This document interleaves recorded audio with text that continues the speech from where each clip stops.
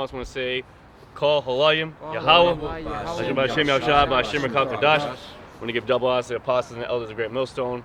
I want to say shalom to all you sincere Akim out there, push this word in truth and sincerity. Any brothers that are out there sincerely listening to the doctrine and building up your, multiplying your talents, so to speak, and any Akwat that are out there listening diligently. Gonna go another week out here prophesying the downfall of America and trying to bring in the elect, one to save our own souls, but also to bring in the lost sheep of the house of Israel and bring them in as well. Our mindset and our duty and what we got to be focusing on is adhering to these scriptures and building upon what we've already learned. We got to give attendance to reading and exhortation and the doctrine and learning. All right. Remember, it says knowledge and wisdom shall be the stability of thy times. While all these other people are concerned themselves with folly and BS. We already had the whole quarantine that happened, man. That was back in 2020. We're already now about to approach 2025, and it's almost as if everything continued like it was like normal. Like, you don't realize how crazy of a time that was, where everything was shut the hell down. I think that's going to come back. That's 100% going to come back. So we are the one measuring the times as prophets do. Okay. As the men of the Lord are going to do, right? Measure the times diligently, like the scriptures say. So, first and foremost, give me that first precept. I think, what was it? 2 Timothy's. Give me 1 Timothy 4:13 first. This is 1 Timothy chapter 4 and 13. Yeah. 1 Timothy 4 and verse 13, which it reads. It says, "Neglect not the gift that is in thee." Right, and it's a gift.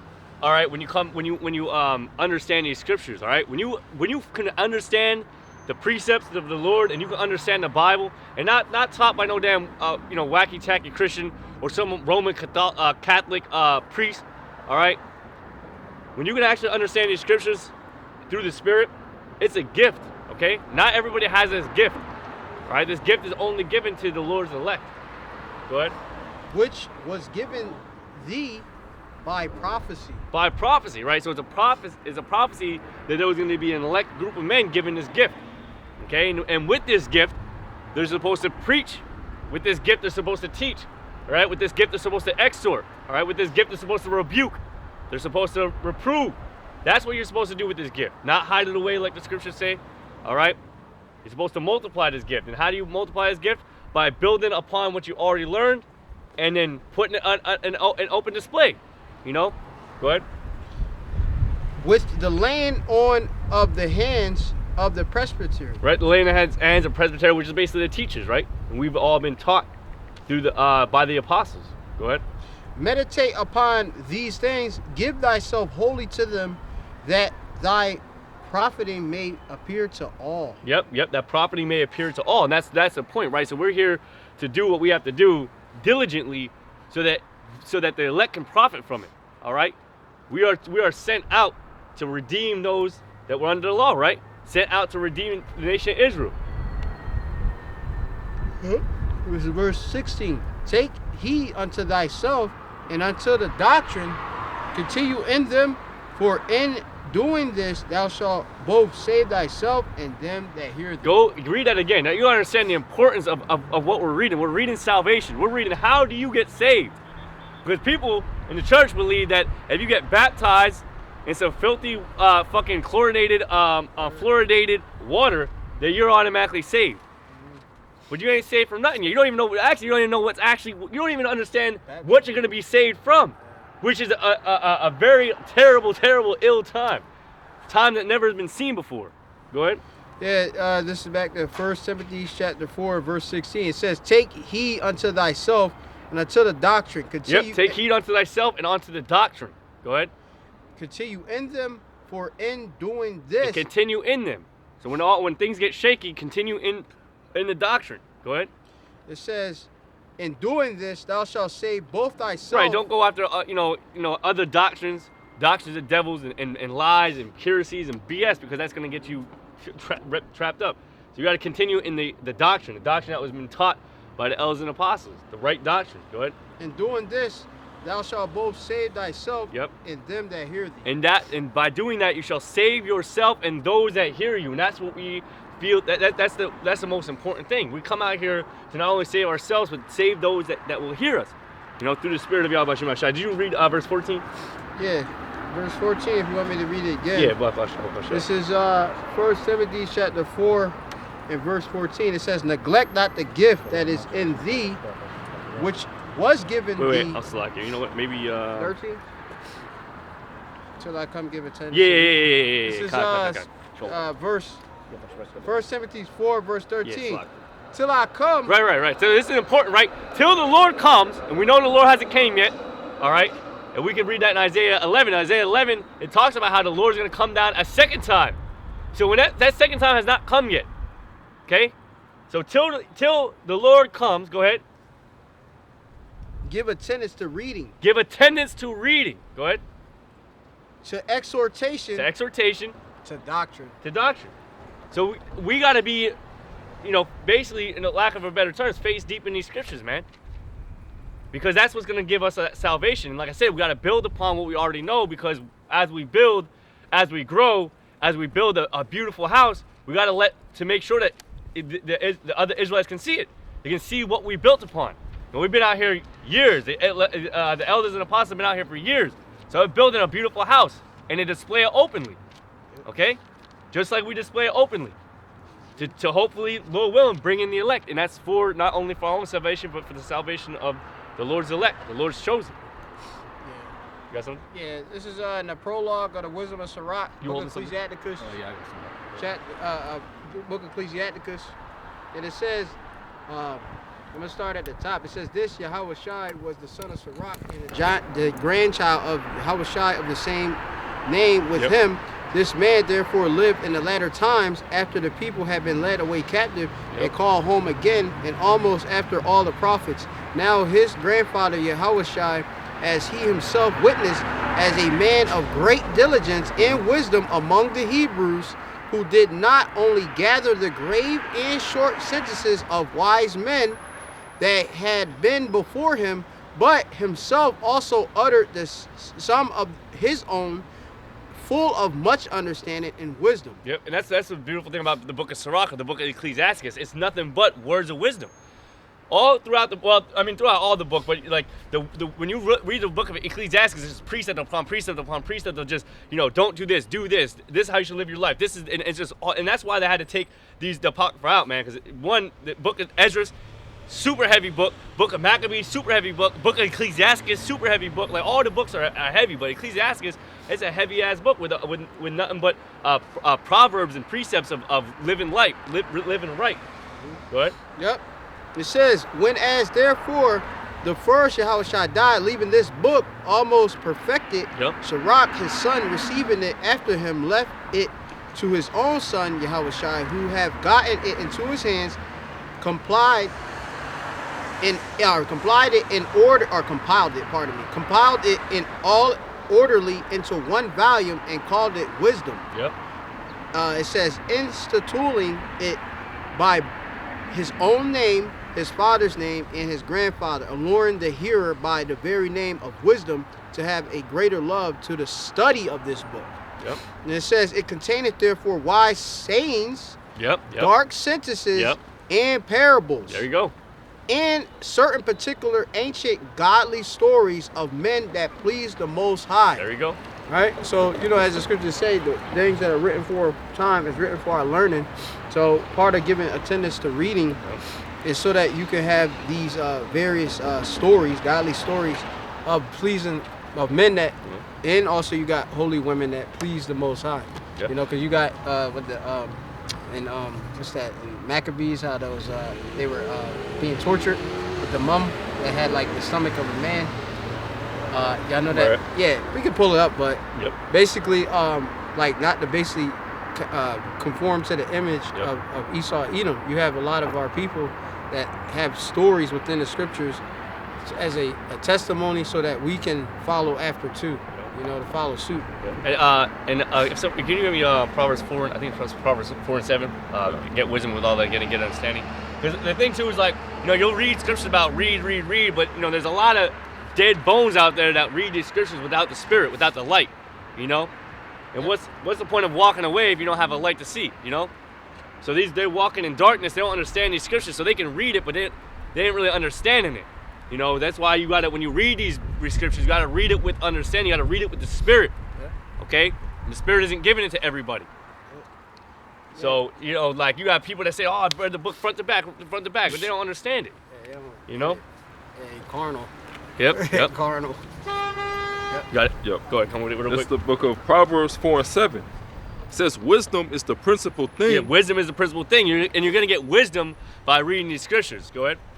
It says, therefore, get wisdom, and with all thy getting, get understanding. Right. And in order, on top of the wisdom, you have to understand what it is you're reading, right? So you're going to get wisdom from reading the scriptures, but to get the understanding, the Spirit's got to be working with you. The Spirit's got to be dealing with you to get the wisdom and the understanding.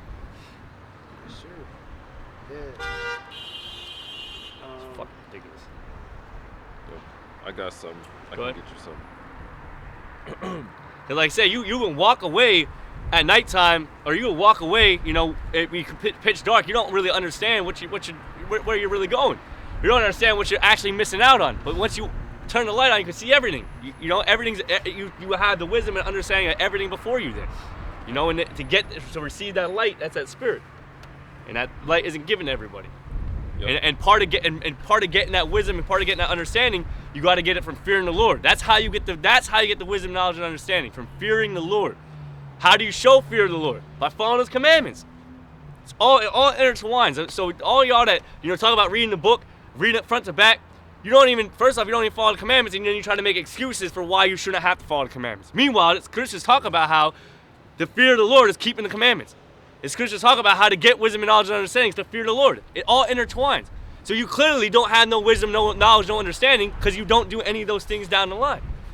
But when we came into this thing, we did what? Part of the commandments is calling upon the Lord's name. We called upon the Lord's name. You know, we started saying the Adawan Palah, the Lord's Prayer. What? In the Hebrew. We know that that's a commandment. And we know that the Hebrew is a pure language. Right? We started knowing that we're not supposed to, eat different foods. So we start submitting ourselves under the Lord. And then we got the Spirit to understand these scriptures. Go ahead. You got something? Yeah. Go ahead. This is Yeah. Matthew 13:13. Therefore speak unto them in parables, Yep. because they seeing see not, Yep. and hearing they hear not, neither do they understand. Yep. And there's a reason. The reason why you speak in parable or in code is to, those that are destined to get it, they got to put a little bit of work into it, and they'll get it, right? Puzzles and stuff like that. So it's thought. You got to put the pieces together. It's not just laid out for everybody. And it's a reward once you receive this and understand it. The parables like that Yahushua was speaking was not laid out for everybody. That's why he said, why speakest thou in parables? Yahushua responded with, because it's not given to everybody to know the mysteries of the world, but to you it's given. Why? Because the elect of the nation of Israel, they're gonna be able to break down those parables and understand those parables, and understand the parallel between what the Lord was saying to what's actually happening. Because they're like, man, why just come out and say what it is? Why you gotta make this this similitude or this similarity between the two is like, just say what it is. It's like, no, because this parable is for you to understand. Yep. And they ain't gonna understand it. Go ahead. Verse 14. And in them is fulfilled the prophecy of Isaiah, Yep. which saith, by hearing ye shall hear, and shall not understand, and seeing ye shall see, but shall not perceive. There you go. Yeah. So they was fulfilling the prophecy of Isaiah. All right, which is funny because they always talk about how all of a sudden the Old Testament's done away with because Yahushua came. Meanwhile, Yahushua is literally fulfilling prophecies of the sayings of old. So it can't possibly be done away with. Can't possibly be written over. But that's it on it. A little bit more. Talk about For this people's heart is waxed gross, Yep. and their ears are dull of hearing, Damn. and their eyes they have closed, lest at any time they should see with their eyes, and hear with their ears, Yep. and should understand with their heart, and should be converted, and I should heal them. Converted and be healed. And that's why we were talking about earlier, to get that salvation, you got to be enduring in these scriptures, you got to be reading these scriptures, you got to be, face deep in these precepts, all right, and building upon what you have, because that's what's going to give you that salvation, but that's why a lot of our people aren't going to receive any salvation, because they're too busy doing other stuff that's not, concerning themselves to the scripture. They're not reading the precepts, not understanding the precepts. They're not even. First off, the scriptures aren't even in the back of their mind. You have some of Jake, who go to church or like that, but which is at least a little bit better than the majority of Jake, who just fucking want to just fuck off all the damn time. For lack of a better words, and excuse my language, but that's what Jake want to do. They just want to be fucking evil. They want to be a bunch of thugs and all into folly. But then you have some of Jake, who has the zeal, but not according to knowledge, right? You got something? Yeah, Khan. So this is real quick. It says Luke chapter 12 and 42, and the Lord said, "Who then is that faithful and wise steward, whom his Lord shall make ruler over his household, Yep. to give them their portion of meat in due season?" Yeah, it says, "Blessed is that man whom his Lord, when he cometh, shall find doing so." Yeah, and of course, as the scriptures say, Yahushua is going to come back as a thief in the night. Yep. So, we want to make sure that we're prepared and we're constantly working, as the scriptures say, be instant, in season, and out of season. It's no breaks. Because again, once Yahushua comes back, it's going to be like a thief in the night. You're not going to be able to expect it. Yep. And that's the thing too, is like, and people don't realize that. People don't realize what when we're out here and when we're on throughout the week, because it's not just here, but throughout the week, how we concern ourselves, how we move our bodies, how we move and conduct ourselves on the day to day. We ain't laboring to be rich. We're just trying to get it just enough to get by, right? Just or a little bit more, to be comfortable, right? Not too comfortable because we know everything's gonna be destroyed, right? But nothing like, nothing too crazy. We concern ourselves for little. Right? We ask the Lord for, just enough, right? And if we do get an abundance, we try to give it back to the church, right? We try to help brothers out when we are blessed in some sort of capacity, right? Because we concern ourselves with the Lord, right? But people from the outside look at that and kind of, try to get on us for that, trying to make us feel bad while we try to live a simple, humble life. Trying to get on us for us coming out here on Saturdays and being basically a mockery. But what they don't understand is that we are trying to make ourselves worthy for the man when he come back, and that man is Yahushua. All right, when he come back, we got to make sure that we are worthy. Everybody else, they don't realize that, they understand from some, like, how can I say this? They were there, right, when Yahushua left. We're all reborn again, right? We're all born again, right? We're all reincarnated, I guess you would say, right? We all reincarnated, right? But the majority of these people aren't concerning themselves with the return of Yahushua. We understand that there will be a return of Yahushua. That's why we're trying to clean up the house, make sure it's good, because we know he's coming. But it's been so long that Jake just doesn't think that's going to happen, right? It's been so many years. This book is so old to them, they think it's dead to them, right? I think we can get that too. What is that? Is that Peter's? Damn, is that 2 Peter 3?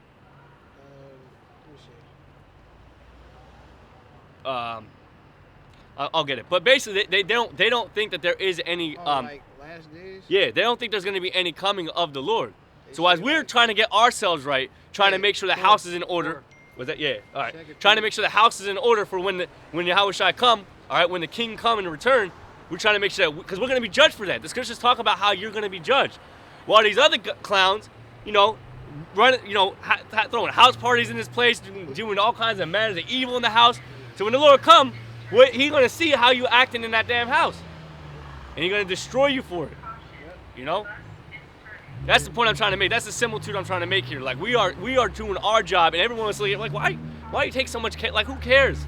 Live life. Yeah. Do what you want to do. It's fucking evil. Yeah, it's a little more. Go on. It says, Luke chapter 12 and 44, of a truth I say unto you, that he will make him ruler over all that he hath. See, yeah, it's going to the point that there's a ultimately to be a ruler, within the kingdom of heaven, that there's a basically Yahweh Bashim Yashar, you have to do certain things, which again that's to be in the truth and of course in preaching. It says Luke chapter 12 and 45, and if that servant say in his heart, my Lord delayeth his coming, and shall begin to beat the men servants and maidens, and to eat and drink and to be drunken. Yeah, read that again. It says Luke chapter 12 and 45, and if that servant say in his heart, my Lord delayeth his coming. Yeah, yep. And that man saying his heart, the Lord delayeth his coming. And that's the majority of Jake, man. The Lord delayeth his coming. And remember now, the Lord is only Lord over the nation of Israel, all right? In the terms of he cares for his people, right? The other nations, man, they have no place of repentance, okay? Esau has no place of repentance. The Arabs, the Chinese, the Japanese, all right, they have no place in the Lord's kingdom, you know? The Lord's kingdom is gonna have his rulers are gonna be that of Israel, right? We're gonna rule over the nations, okay? You're gonna be our peasants. It's everything's swapped around. Everything's swapped. It's not gonna be like we join in hand, all right? The Lord is gonna give that authority, being the ultimate king. He's gonna give that authority to his people, all right? To those of the elect. And then when the people are brought back in through the Lord's elect, they're gonna also have, you know, their rulership in the kingdom. Okay? Go ahead. So it says, Luke chapter 12 and 45, but and if that servant say in his heart, my Lord delayeth his coming, and shall begin to beat the men servants and maidens. It says, and to eat and drink and to be drunken. Yep. It says the Lord of that servant will come in a day. You're basically being careless. You're being careless, so you're delaying the Lord's coming. Go ahead. It says the Lord of that servant will come in a day when he looketh not for him, and at an hour when he is not aware. Exactly. It says, and will cut him in asunder. Damn. And will appoint him his portion with the unbelievers. There you go. Because the thing is, like, you had that opportunity to just wait upon the Lord and govern and rule your body the way the Lord would want you to if he was there. And that's basically what integrity really is. Integrity is basically the act of doing something when no one's really watching you, right? And our people have no fucking integrity, and they think that the Lord ain't here to watch them. Meanwhile, the Lord, it says that his eyes are 10,000 times brighter than the sun, but it also says because was it? Yeah, yep.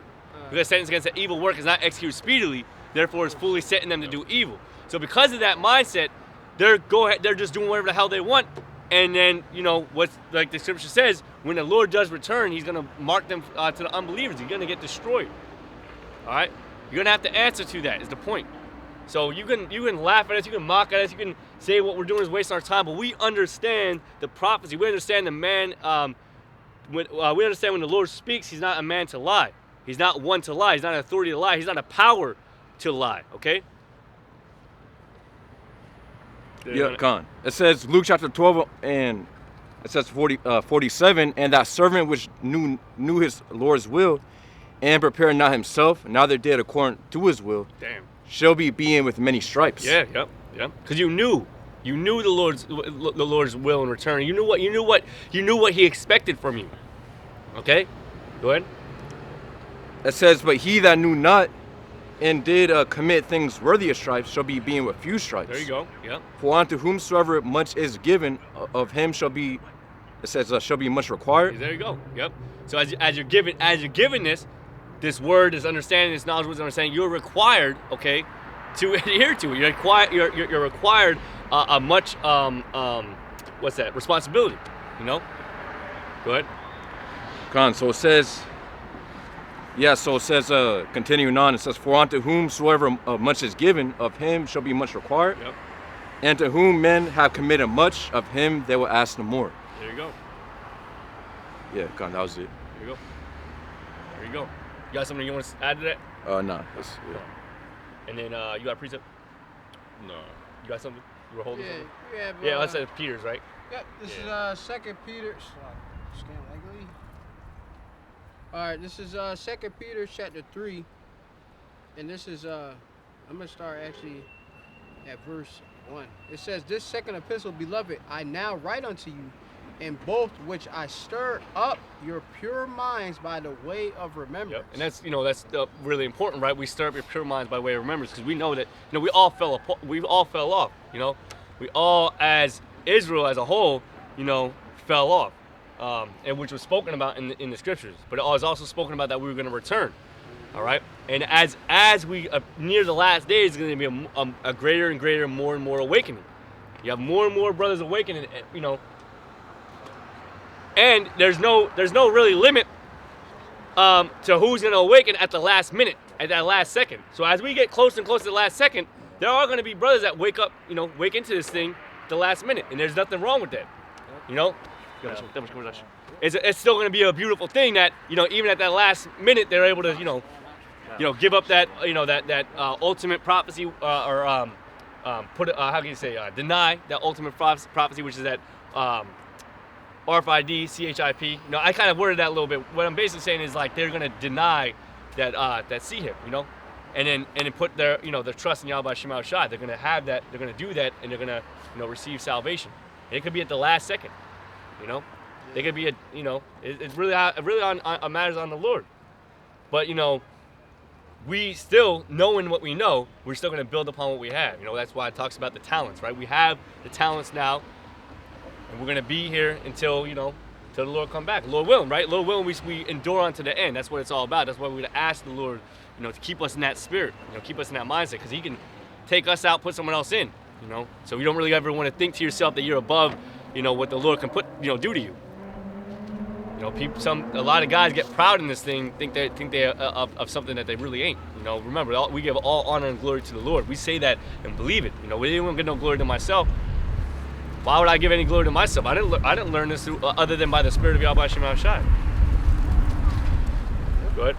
Yep. So 2 Peter 3 verse 2 says that ye may be mindful of the words which were spoken before by the holy prophets. Right, so your pure minds are getting stirred up so that you can remember what's been spoken about by the holy prophets. Go ahead. And of the commandments of us, the apostles of the Lord and Savior. Yep. Knowing this first, that there shall come in the last days scoffers walking after their own lusts, and saying, where's the promise of his coming? There you go. Where's the promise of his coming? And as we get closer and closer to the end, there's going to be more and more brothers out here talking about the end. There's going to be more and more scoffers talking about, you know, what are you talking about? There ain't no second coming. There ain't no coming at all. You know? Where's the promise of his coming? And we've been hearing that, you know. We've been hearing that more and more, that, you know, we're scoffed at. But the crazy thing is, as a lot of people see the way society is going, they're also in some way agreeing. Like, damn, yeah, this shit is fucked up. But it's crazy, as messed up as shit is, you still have people going out there to vote. You know, it's crazy. So they really don't know no damn thing, man. They really have faith and belief in the society to continue onward, man. Yep. Yeah, it says, it says, for since the fathers fell asleep, all things continue as they were. Right, that's kind of what happened, right? The fathers fell asleep, everything kind of continued as they were, right? You know, the Lord hasn't returned yet, so, you know, really there's just all-out chaos, you know? Just fucking Jake doing whatever the hell they want, whatever the hell they feel like, because there's no one there to reprimand them, there's no one there to correct them. Go ahead. We ain't in our kingdom. Esau sure as hell isn't gonna, you know, correct us for doing wickedness. Esau's gonna promote it. Remember, we're in Esau's kingdom. Esau's the one who, you know, flipped and turned everything upside down. He's ruling the earth right now. Go ahead. It says from the beginning of the creation. For this they willingly are ignorant of that by the word of the Most High, Yahweh Shem Yashai, the heavens were of old, and the earth standing out of the water and in the water. Yep, standing out of the water and in the water. Go ahead. It says, whereby the world that was then was being being overflowed with water perished. Yep, that's talking about how, you know, how the land was once, you know, inside the waters, right? And then the flood came, and literally the whole world was basically destroyed by the flood. You know, separated lands. Go ahead. By the waters. Yeah. But the heavens and the earth, which are now. Yeah, but now the way the world is now, right? It's gonna be destroyed by a new way. Go ahead. By the same word are kept. Yep. In store, reserved. Yeah, it's funny too, because the Lord said, you know, the Lord basically said that the world is going to be destroyed by water. He had raised up Noah, and Noah created an ark, right, and did all that, and the word was like, yo, this place is about to be destroyed. So that world that was reserved for the flood, this same world is reserved for by fire. And we know that the Lord is not a man that he should lie. Okay, so we know that his word is above all. It talks about that. You know, he keeps to his word. He's one that shall not lie not. So this world is reserved for fire. That's what the scriptures say. So we know and we know the fire hasn't come yet. Go ahead. Yeah, it says, reserved unto fire against the day of judgment. Against the day of judgment. And perdition of ungodly men. Perdition of ungodly men. And it says, but beloved, be not ignorant of this one thing, that one day is with the Lord as 1,000 years. Right, and you know the reason why the reason why that's Paul, right? Paul had to say that. The letter to John. This is John? Peter. Is it Peter? Yeah. All right. So the reason why that was written, right, was because there was this idea that like everything's going as it is, like it's been forever, but realistically it's not been forever. One day is of 1,000 years to the Lord. So in the Lord's time, it's not been a long time. But to the everyday people, it feels like forever. But on the Lord's timeline, it's been about a minute. About 2.5 days or so? What is it, like 1,000 years, right? like third day or something like that? But, yeah. Yep. Yeah. But, So you gotta understand, like that's like literally like 3 days of punishment to the Lord. Like you gotta understand, like that's nothing. But you think everyone else, everything kind of like went as it is, like years upon years of generations of things have came and went. Kingdoms have come and gone, and look at where we're at now. We're here in America. We're here in Babylon. We're Esau's in power. Everything's kind of just everyone's living with like the way oh, this is what it is. This is what it is. This is what it must be. But only the elect are being risen up, and their pure minds being stirred up, and understand that this is not how it should be, and we are going to revert back to the way it should be. Thus saith the scriptures. In order for that revert to happen, there's got to be a great destruction by fire. Just like, and that's why it compares like the time of Noah. Just like in the time of Noah, everything was going out of order. Listen, everything had to be revert back to basically reset back to factory settings. How do you reset it back to factory settings? By destroying the world with a flood. Yep. Go ahead. Yeah, and it says, in 1,000 years as one day, the Lord is not slack concerning his promise. Yep. And that's the Lord's not slack concerning his promise. As some men count slackness, like his brother's about to read. Yeah. It says, but it's long suffering toward us. Yep. And the Lord ultimately is long suffering to Israel, and that's what you read upon every time you read in the scriptures when Israel's going off. He does rebuke and reprimand and reprove Israel, physically, right? He actually physically reproves us and rebukes us by by allowing our enemies to overtake us, right? But ultimately, he has compassion on us. He has mercy upon us. He allows us to come up out of that, not fully be destroyed by our enemies. Go ahead. Okay. Yeah, it says, not willing that any should perish, but that all should come to repentance. Yeah, so ultimately it said we should come to repentance. Go ahead.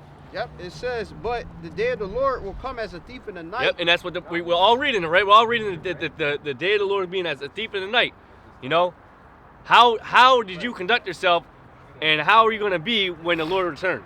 What are you going to be doing when the Lord just show up at the door? Go ahead. It says, in the which. And as much as we're ready for it, like we're in the ready. We're in the ready for the Lord to come. It's still going to be a thief in the night to us. Realistically, we don't know. We don't know when it's coming. We don't know.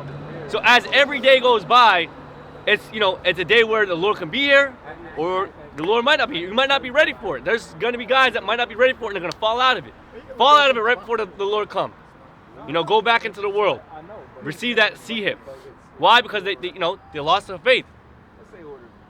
And you ain't going to be ready. That you're just going to, for whatever reason, you're just going to think the Lord ain't coming or like that. You're going to delay his coming like everybody else does, right? Or everybody else is going to do. So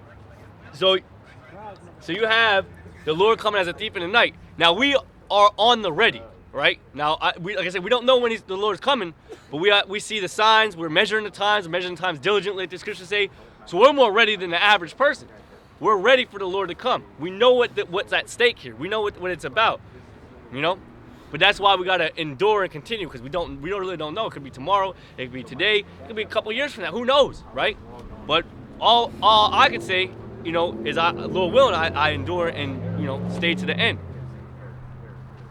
No matter what, and even when you're sought with death, you know, when it's all hell break loose, you know, because think about it, when all hell breaks loose, you still might be thinking, man, the Lord gotta be coming today, and another day might go by, another day of just starving, another day I'm like, damn man, I haven't eaten you know, like all day I haven't eaten, you know, how much of my shop, you know, Lord willing, you know, something, you know, come my way, and the Lord, you know, the Lord ultimately the Lord gonna work with His elect. The elect is going to go through some trials and tribulations, though. Don't get it twisted. But the Lord is going to be with His elect. And that's why you got to have your faith in Yahweh Shema Shai, because He's going to guide His elect. But it's not going to be, you know, no walk in the park. Remember, He's going to test you. We already getting tested on some low level stuff, but this is nothing about the testing that's going to come, you know. When all hell break loose.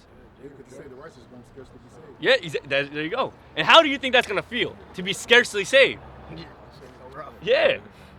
You know, you might, you know, obviously Satan gonna be working on you, boy. Satan gonna be working on you. Oh, you know, listen, man, you can't do it no more. You know, just listen. There's a spot over there. They're taking people in.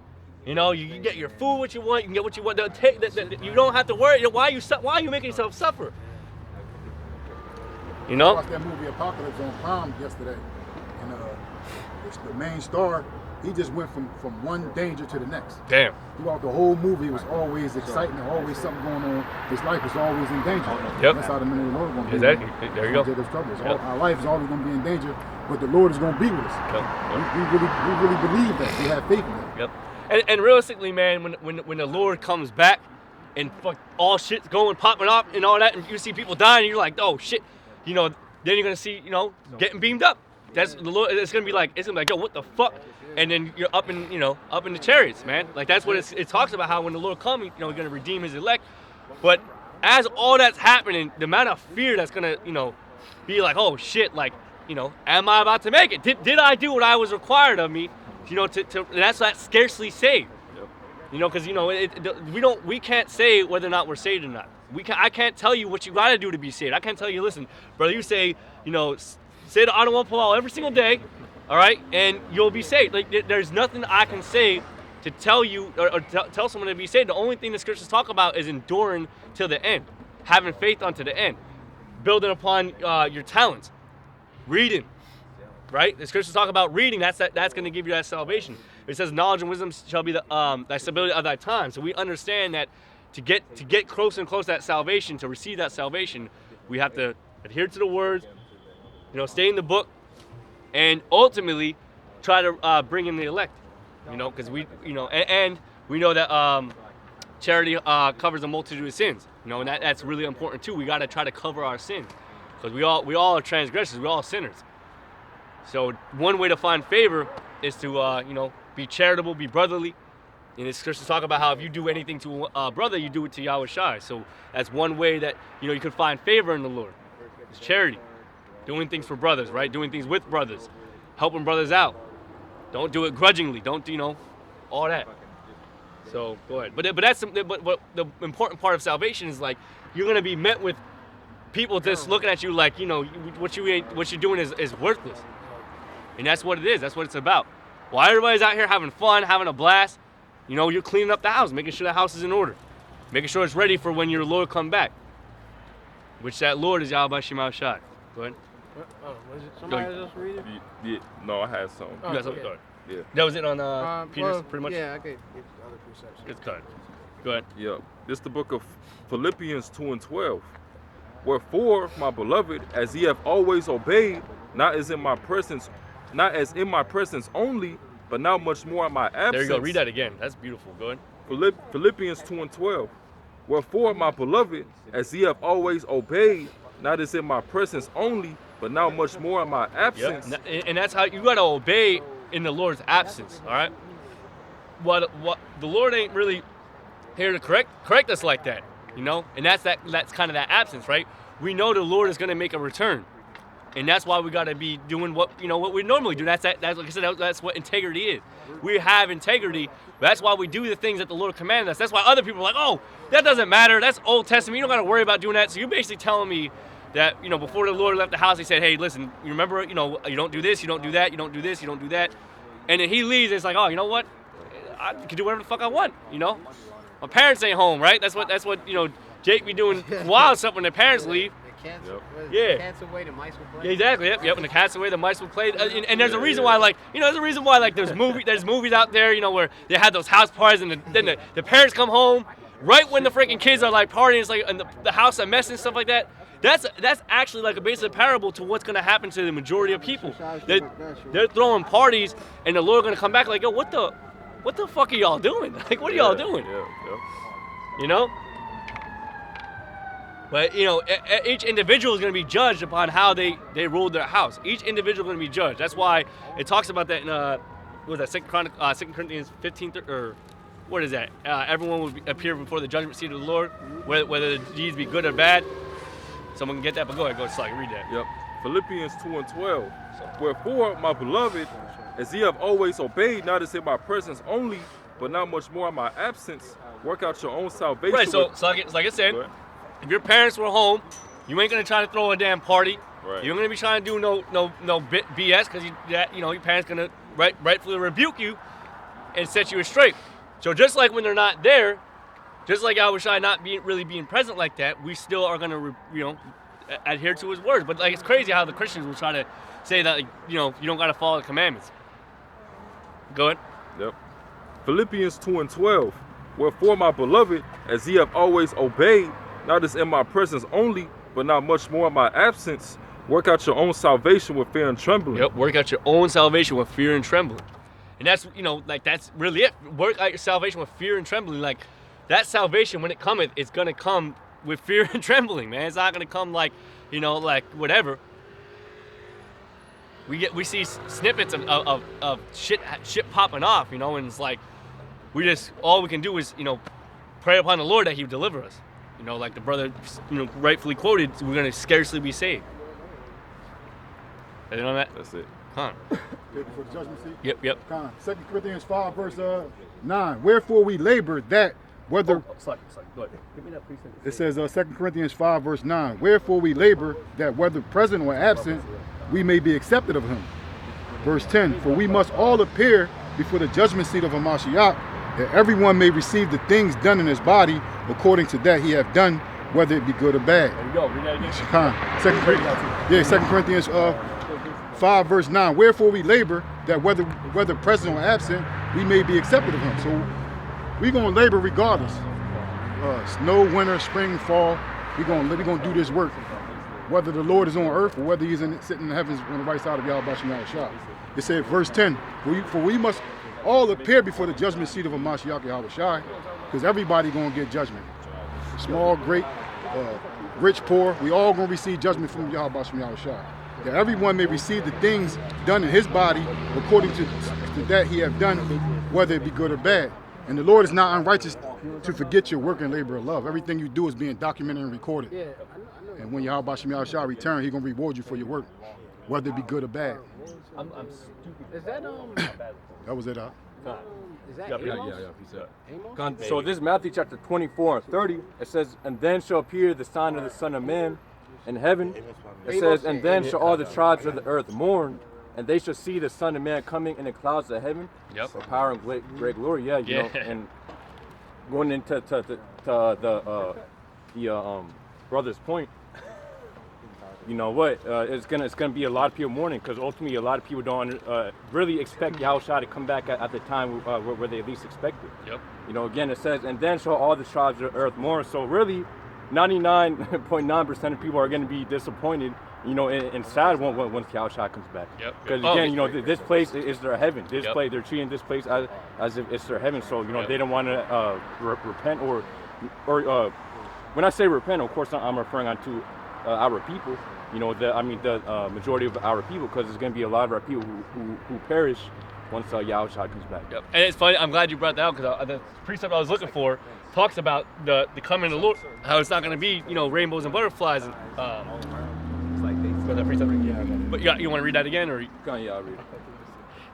So it says Matthew chapter 24 and 30, and then shall appear the sign of the Son of Man. Yep. And then shall all the tribes of the earth mourn. Yep. And they shall see the Son of Man coming in the clouds of heaven with power and great glory. Yeah, power and great glory, man. It's gonna be a fearful and a beautiful sight all at once. Yeah. All at once. Go ahead. I got you, brother. This is Amos 5 and 18, and it reads, it says, "Woe unto you that desire the day of the Lord." There you go. Read that again. Yeah. I got the. Yeah, that one. I was trying to. No, I got like the word too. Oh, okay. I'm gonna read again. This is Amos 5 and 18. It says, "Woe unto you that desire the day of the Lord. Yep. To what end is it for you? Yep. The day of Yahweh Bashim Shai is darkness and not light, There you go. as if a man did flee from a lion and a bear met him." Right, because the point is, the Lord is coming. When the Lord comes back, He's coming back to judge. He's coming back to judge Israel for all the wrongdoings. All right, and then He's going to put judgment upon the other nations for the captivity that He put on His people. He's going to, because the other nations, they still have to be judged for what they did. All right, but most importantly, the Lord is coming to judge Israel for all the wrongdoings. Okay, so it's not going to be a good time for you when the Lord come back. Go ahead. I'm gonna jump up real fast because you said something earlier. This is verse 14. It says, "Seek good and not evil, that ye may live." Yeah, there you go. Yep. And it says, "And so that Yahweh, the power of hosts, shall be with you, as ye have spoken." There you go. And that's the thing. Like, our people are seeking after evil. They're living in evil. They're having pleasures in evil. So the Lord, knowing that the Lord going to destroy you when they come back. Versus the opposite, right? We're seeking after the Lord. We're trying to stay right, trying to have our minds right. We're reading, exhortating, staying within the doctrine. Because we know the Lord is coming back, man. And these other people, they're gonna believe in their false doctrines and their wild fables and stuff like that. Right. Basically, they think that when so-called Jesus Christ comes back, it's coming back with kind of like in a good spirit. And then you have some Christians that believe in the rapture and and there's gonna be some that go up and there's gonna be some that that's all that's bullshit. All right, there's only some truth to that, which is the coming of the Lord redeeming His people, lifting them up. But it ain't gonna be they get brought up and then they're gonna be this time of hell on earth. You gotta understand that time before they get beamed up is gonna be that hell on earth. And that's what's gonna really what's gonna prove whether or not you have that faith upon Yahweh Shema Shai. And those that are being beamed up solidifies those that were delivered. Exactly. Yeah. There ain't gonna be a modern day Christian church will teach you something to the effect of the left behind. Mm-hmm. Those that are left behind. Yep. And then that's when the tribulation happens. That's not when the tribulation happens. Exactly. Yep. We in the tribulation. It's only going to get progressively worse, leading up to That's right. main destruction, which is going to come by ICBM nuclear missiles, right. And the deliverance is going to come by way of the chariots. Yep. Good example. Hold on. Great example of that. Noah, right, was basically had to put all that work in, right, up until the flood came, and then the flood came and killed everybody, right? Just like the fire, it's going to be Right. Well, killed all the wicked. all the wicked. Yeah. All the wicked. Yep. Except for eight souls. Except for 8 souls, Noah, right? his 3 sons. Yep. Noah's wife and his son's wives. That was 8 Yep. souls, which is reminiscent of the elect. That was that deliverance. Yep. Yep. And the Lord, and It even wasn't like, okay, Noah, now that you took the time to build the ark, you warned the people, you Yep. kept the faith, I'm gonna put you through this tribulation. He already was going through the tribulation. Yep. Because they mocked, they ridiculed, right? Yep. They scorned him. Yep. It had never rained at that time. Yep. He had to put all that effort and time into building the Right, ark. it was rigorous labor Yep. invested, and then when it was time, he entered the ark, and then it was sealed, Yep. which means he was delivered. It wasn't, okay, Noah, I'm going to seal the ark, and now all of a sudden you're going through all this. No, he already went through the hell. That was the trial period. under all that intense ridicule and persecution, remember, it was counted onto him as a preacher. What? He was a preacher of righteousness. Yeah, and those people. Because of what? His faith. Yep. Meaning his faith Yep. was coupled with the work of doing what the Lord commanded him to do, Yep. which was to build the ark, get the animals on the ship, get his family on the ship, Yep. warn the people if they don't, because he already knew they weren't going to listen. Yep. He looked down and he said, "Look, these people are wicked. Yeah. Therefore, I'm gonna bring a flood." Yep. And he was the only one that believed. Yep. This is why when you come across a modern day Christian or a regular average day individual, they have a spirit of doubt, but not in the sense of, hey, you can't do this and you can't do that. A spirit of doubt of that'll never happen because it's beyond their belief. Yep. It's beyond their belief. Right? People actually think that, and they operate off a spirit of doubt.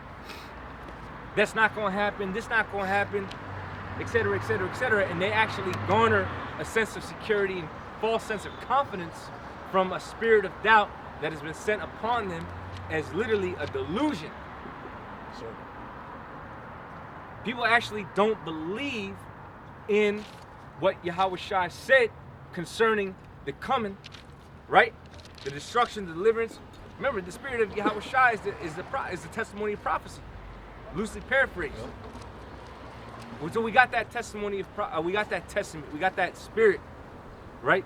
To understand, no, that was the first death. The Lord warned us of a second death, and we understand that the people, like they were in the time of Noah, were going to be in a similar spirit, denying that destruction, walking in the manner of the flesh, walking in the manner of their desire. And then it was going to come upon them unexpectedly because of that lack of belief. Go ahead. But I add two things there, right? First, there wasn't, when the flood came, it wasn't like there was some of the people in the flood who had a little rowboat that was in that tribulation that was able to get salvation. No, once it was sealed, it was sealed. Right. There was no redemption for anybody other than Noah and the wives and the sons. Okay. They were unprepared. Yep. Spiritually and physically. Yep. But most importantly, spiritually, they were completely unprepared. Yep. And the other thing too, to back up, to bring it full circle, is it talks about how it will no longer be said how the Lord brought up the children out of the land of Egypt, but how He brought them up out of the land of the north. And how did 16. how did the Lord bring up Jeremiah. the nation of Israel out of the land of Egypt? All right, it was nothing but trials and tribulations and hell, and it was certain of Israel that was led out, and they were brought to the they all died in the wilderness except for who is it? Aaron. Is Aaron the only one that seen the No, they didn't all die. Caleb. Was that you say Caleb? Caleb came into Yeah, to the promised land. Wow. Yeah, because ultimately, No, it was. Remember, everything was told to Moses, but it was after him that they made it. Yeah. Okay. Because I think a whole generation had to basically go, because they were wicked. Right. Really, Joshua. Yeah. But the thing of it is what happened was Pharaoh actually wanted to let the people of the Lord go, but the Lord put a certain spirit on him for his heart to be hardened. Yep. So the Lord could demonstrate His power and ultimately destroy the armies of Pharaoh. Yep. But then what happened? When Israel got into the wilderness, Yep. that spirit of unbelief and lack of faith went around. Yep. And that's what you have right now with the 2/3 of our nation. Yep. There's a spirit of unbelief. Yep. It's like even though all the signs are there, Yep, the Lord is yep. working miracles and healing brothers and bringing them back to their nationality Yep. and that understanding of what the truth is, you still have the majority of Israel lacking the spirit of the Lord, lacking faith, Yep. and it's going to be onto them their detriment. It's There going you to go. be onto them their demise and ultimately their destruction. Because the rest of the nations, they're going into captivity, they're going to be destroyed regardless. So they're going to have to get into the kingdom on through the seed of the elect. That's right. Right? That's right. They're not going to see it through the first resurrection.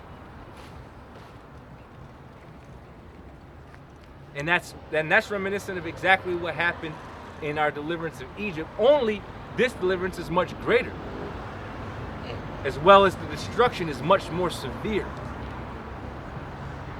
But there are likenesses, there are similarities. Like if I may say, the main difference is like you said, the bulk of Israel is not making it out of here. You know, and on top of that, like you said, it signified that even Israel getting out of Egypt, not everybody from that first wave of people got into the Promised Land. So it shows you that in these times, the elect of the nation of Israel will be the only ones that enter into the Lord's grace, man. Enter into them chambers. But the majority of our people, when you go into 2/3, that's 66.6% of our people, especially here in America. Okay, that's more than half of our people are going to be destroyed. There you go. You know, and this is how many millions of people, how many millions of Jake, and the ones they can't even account for because they look like the other heathen nations in America. How many Israelites is going to actually perish over here? It's going to be Great death. great death. Yeah. I got something for you real fast, brother. Go ahead. This is Ezekiel chapter 7, verse 5. It says, "Thus saith Yahweh by Shemel Shai, an evil and only evil, behold, is come. An end is come, the end is come, it watcheth for thee, behold, it is come."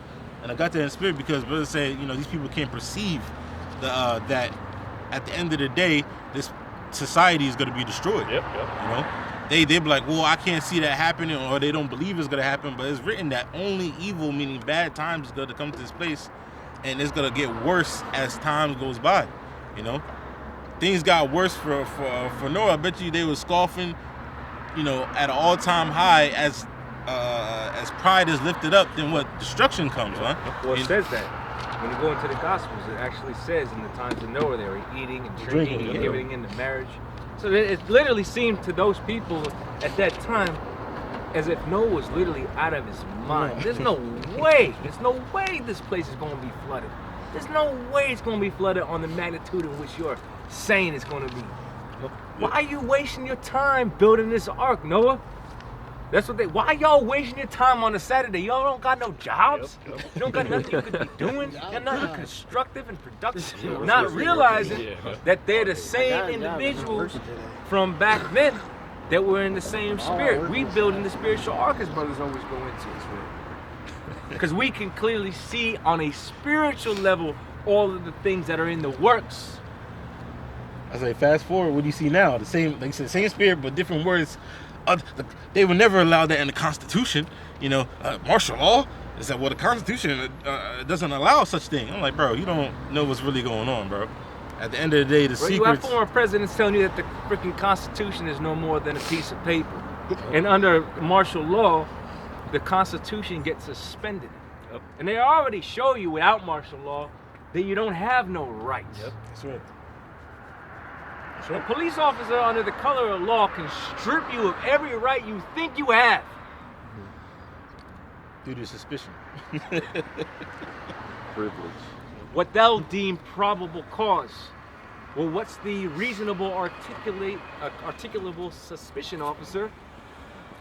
And then they can flip the script to they fear for their life, resisting, obstruction. That's the biggest one. Or you obstructed. Obstructing what crime? What am I being what am I detained for? what am I obstructing? We're investigating that. That you can't. That's illegal. You cannot illegally detain somebody to try to figure out what was done. You have to have an articulable reason of suspicion for the detaining in the first place. You don't hold somebody there while you try and figure it the fuck out. But they can do that under the color of law. And if you decide to exercise your rights, you will quickly see how you have none. That's right. And they're going to say, what? Oh, he resisted. Oh, he didn't obey a lawful command. That's how quick the script can be turned on the average everyday American, and you see it with all these police accountability videos. What do you think that's headed towards? And remember, Trump, he wants to indemnify the police. Look up that term, indemnify, which means that basically police officers, they already have what's called qualified immunity. They're gonna go from qualified immunity to they can't even be put on trial. You can't fight against them. They'll be totally absolved of any accountability at all. Right now, you might actually have a situation where if it's brought to a certain court, they might charge the officer, right, with unlawful practices. Under Trump, right? And we're not no motherfucking Kamala Harris supporters neither. They're both demons. I told him. We're just making a point for the simpletons out there. He wants to give complete immunity to police officers, which is only going to fuel that, because a lot of these people, they're actually straight psychopaths. Yep. They're straight psychopaths. Yeah, But remember, Esau can use that to his advantage. I got the word that you said. Indemnify. Right, absolute power corrupts absolutely. And these people are after what little bit of power that they can have and exercise among their peers, right? It's a superiority complex. This is the same reason why you'll see police officers get on TikTok and talk about you average everyday people. If you're in the passing lane, you're not going a certain speed, just get the F out the way. You see that female police officer? Oh, yeah. And then she got criticized like crazy. But she straight up said, just get the F out the way. That's for us. We can do that. You can't do that. Just showing you that they're basically above the law. They teach them that in their training. They're afforded these different so-called rights when they're supposed to be upholding the law and be a figure of what the law is supposed to stand for. We all know that's all BS. Go ahead, brother. What do you got? Same thing with the. Forces for the elite. Yeah, that's how they are. That's why they have to take an oath. That's right. It's under the guise And you wear the of shield, protect and serve, but who are they protecting and serving? It's not the interests of the American people because they're technically under the state constitutions public servants. They're part of the government. The government is for the people, by the people. That's not what you see. They're really for the bankers, though. But in reality, they're for the bankers. yeah, That's they right. wear the star, That's 6-point it. star. Exactly. Yeah, con, exactly. For the elite. Yeah. The other one, the guy officer on the same tip, he was telling people like, yeah, we fuck with you.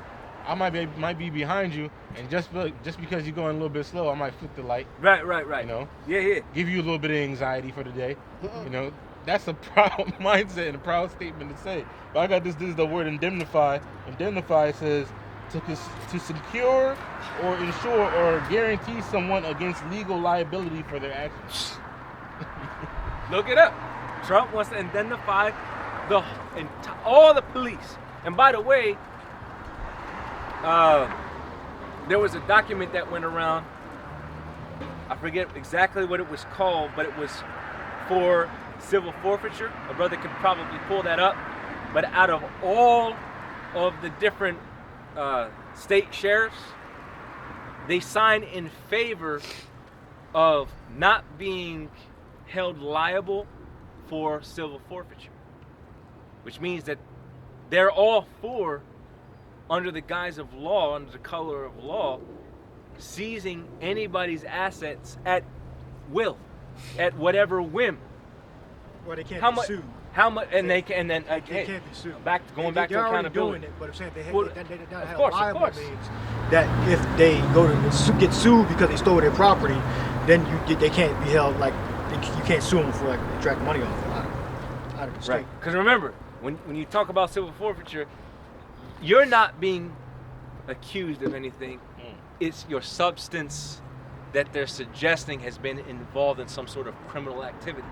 And it makes it hard for you to not. How are you going to prove, if you're carrying around a certain amount of cash that they deem criminal, for you to prove what, who, when, and where? The burden of proof, as the brother would say, is harder for the one carrying a large amount of money, or let's say whatever certain amount of value of substance that you might be have or hold at the time. It's going to be a lot harder for you to prove because it's going to be your word against the officer's word. If you don't have receipts, if you don't have a substantial amount of... I don't think it even matter if you have receipts. They can do it at their discretion. Well, They can say- we're going off they- of technicality. They can say it's, they don't believe Right. your receipts. If you go off of technicality, there's supposed to be a certain level of evidence right? Because you are innocent until proven guilty. But we understand that that's not exactly how the system works. You know. It says civil forward. If that was true, then you wouldn't be able to get locked up for a DUI. Because if I don't take a DUI test, I signed, because of my driver's license, I already signed a contract saying that I'm not able to drive. They have the right to arrest me. That's correct. So you're not really technically not innocent until you prove you're guilty, because you already signed your rights over. Right. You're guilty until you prove otherwise. Yeah. DUI is a perfect example. You know? Yeah. If you refuse to take the test that they want you to take, okay? The test that they want you to take. Right. Like the All field right? sobriety, which You don't have to take that test. even police officers will tell you not to participate in the field sobriety, and lawyers that have, if they're worth their salt, they'll tell you don't take the field sobriety test because they're designed to make you fail. Right. It's at their discretion whether Right. you pass or not. And it is that right. You could be doing everything right, and then they could say, I "Oh, still well, think you know, you're we drunk. know this." I still think you're drunk. Right. I still think you're a top I think. I can speak on that And too. even if you opt out of it, they could actually. There's incidences where you'll go to get the blood test, and they'll still hold you until you get the results back, and even bring charges against you, and they'll hold the results for a certain period of time. just to bring you through the ringer. Even though Exactly. they can't Because charge- you're they gonna can't arrest spend you, all kinds of money, all kinds of time, charge ain't gonna stick, but they can basically. It's not the. but point they're gonna of make the it charge to very stick. difficult for you. It's going. It basically is And to really tarnish your- fuck your life up. it's for gonna- months or Yes. years. It's gonna Your tie life is you gonna up get into the suspended, system. You know, but ultimately you ain't gonna get charged for nothing because you didn't submit a blood sample. Let's say force a blood sample out of you. Well, even if you opt to it, they can hold it. And in the meantime, you can get a second opinion, but until they release the initial one, they can still try to pursue what they believe is. Hey, but your license is suspended. Yep, So your exactly. license is going to be suspended. Exactly. Small reflection. Guilty. So it's small in America. So, But again, if you get the more money you got, the more you're able to be freer. The poorer you are, the more subject to the negative aspects of the law. The more richer you are, like the positive things, like owning a business, not paying taxes, just invest like your write-offs and all that. The more money you got, but the poorer you are, your W-2 person, you're subjected to higher taxes and to be punished by the police. Yeah, or arguably, you could have said that at one time. Now, they putting everybody through that damn system. I mean, still a high percentage, but yeah, they go. Jeffrey Epstein went through it, But that's because they abandoned. He did something that he wasn't supposed to do and got caught. So he was doing it right. He wouldn't have got caught doing it the way But the Lord got his ass anyway. This is Isaiah. Right. They didn't release that Epstein list yet, but they released the Diddy list. So they know Jay-Z, they know Beyonce, right? They know all these J-Lo. other celebrities. J-Lo. Jenny from the Because they trying to make Jake the face of perversity, which Jake is a byproduct of the perversity that they have been permeating throughout the society. Exactly, yeah. They're the poster child. They're participating in it, but they're passing the blame. Now they're the scapegoat. Because they didn't learn those practices but by these small heads. That's what introduced to them. It got them introduced to that lifestyle. Yeah, if the elite don't want you in jail, you're not going to go to jail. You're not gonna go. They want Epstein. They want to get rid of Epstein for whatever reason. Yep. Yeah, somebody did something. Did he? They must have did something, or they just sacrificed. Sometimes they can flip on you too. Yeah. At any time, at any moment. So sell your soul to Satan. That's exactly. Even if you eat them. Hey, that could have been something he went into. Like, listen, you got everything you want up until 2025. Then we 2024. Then we pull the plug. What I do? Falsely embargoed. What I do. Your covenant with death shall not stand. This is Isaiah 10:1. It says, "Woe unto them that decree unrighteous decrees, and that write grievousness which they have prescribed." Right. It's like, because brothers might think we're saying different things. No, we're saying the same thing because there's layers to all of this. It's not a one size fits all. There are different situations and degrees and levels to all of the things that we're talking about. One person they just want to get rid of. Another person they the high level sacrifice. Another person they just bring in through the ringer as a humiliation ritual. Yeah, like you see actors that Like doing Will Smith, good. that was a whole humiliation ritual. He's back in the movies. Everybody love his shit. Yeah, you see different, like, you got the Hillary Duff, she went through her shit. Yeah. You had Britney Spears. Britney Spears went through hers. Ryan Reynolds, they were probably fucking him crazy. That's why he's having health issues. What about the guy for Vince Transformers? But 50 Cent, he seemed like normal, right? So they going through different. Right. You know, he not a rapper no more. Or Yep. But he's a ended up producer. He behind the producer. scenes. He's doing all So- that. so-called He's making businessman, moves. He's got his different products, his different lines. Jennifer Lopez just did the movie. That was a pretty good one. Netflix. I'm a sci-fi guy, so I like all sci-fi movies. That's why he could play Deadpool that good. That's why. Ryan Reynolds. Oh, yeah. Fucking maniac. Yeah. And He's he wrote Canadian, that yeah, too. too. Wolverine. Oh, he wrote it. Oh, yeah. I would say verse 2. It says to turn the needy from judgment and to take away the right from the poor. Yeah, the needy. You poor. You your registration fucked up. You know, run your tags, pull your ass over. There, 3 cops. Yeah. Then you call for backup. You know, one hold with the gun, the other guy walk up. The registration bad. You know. Then I gotta look around the car, make sure you ain't got nothing illegal. You know, that's the pressure.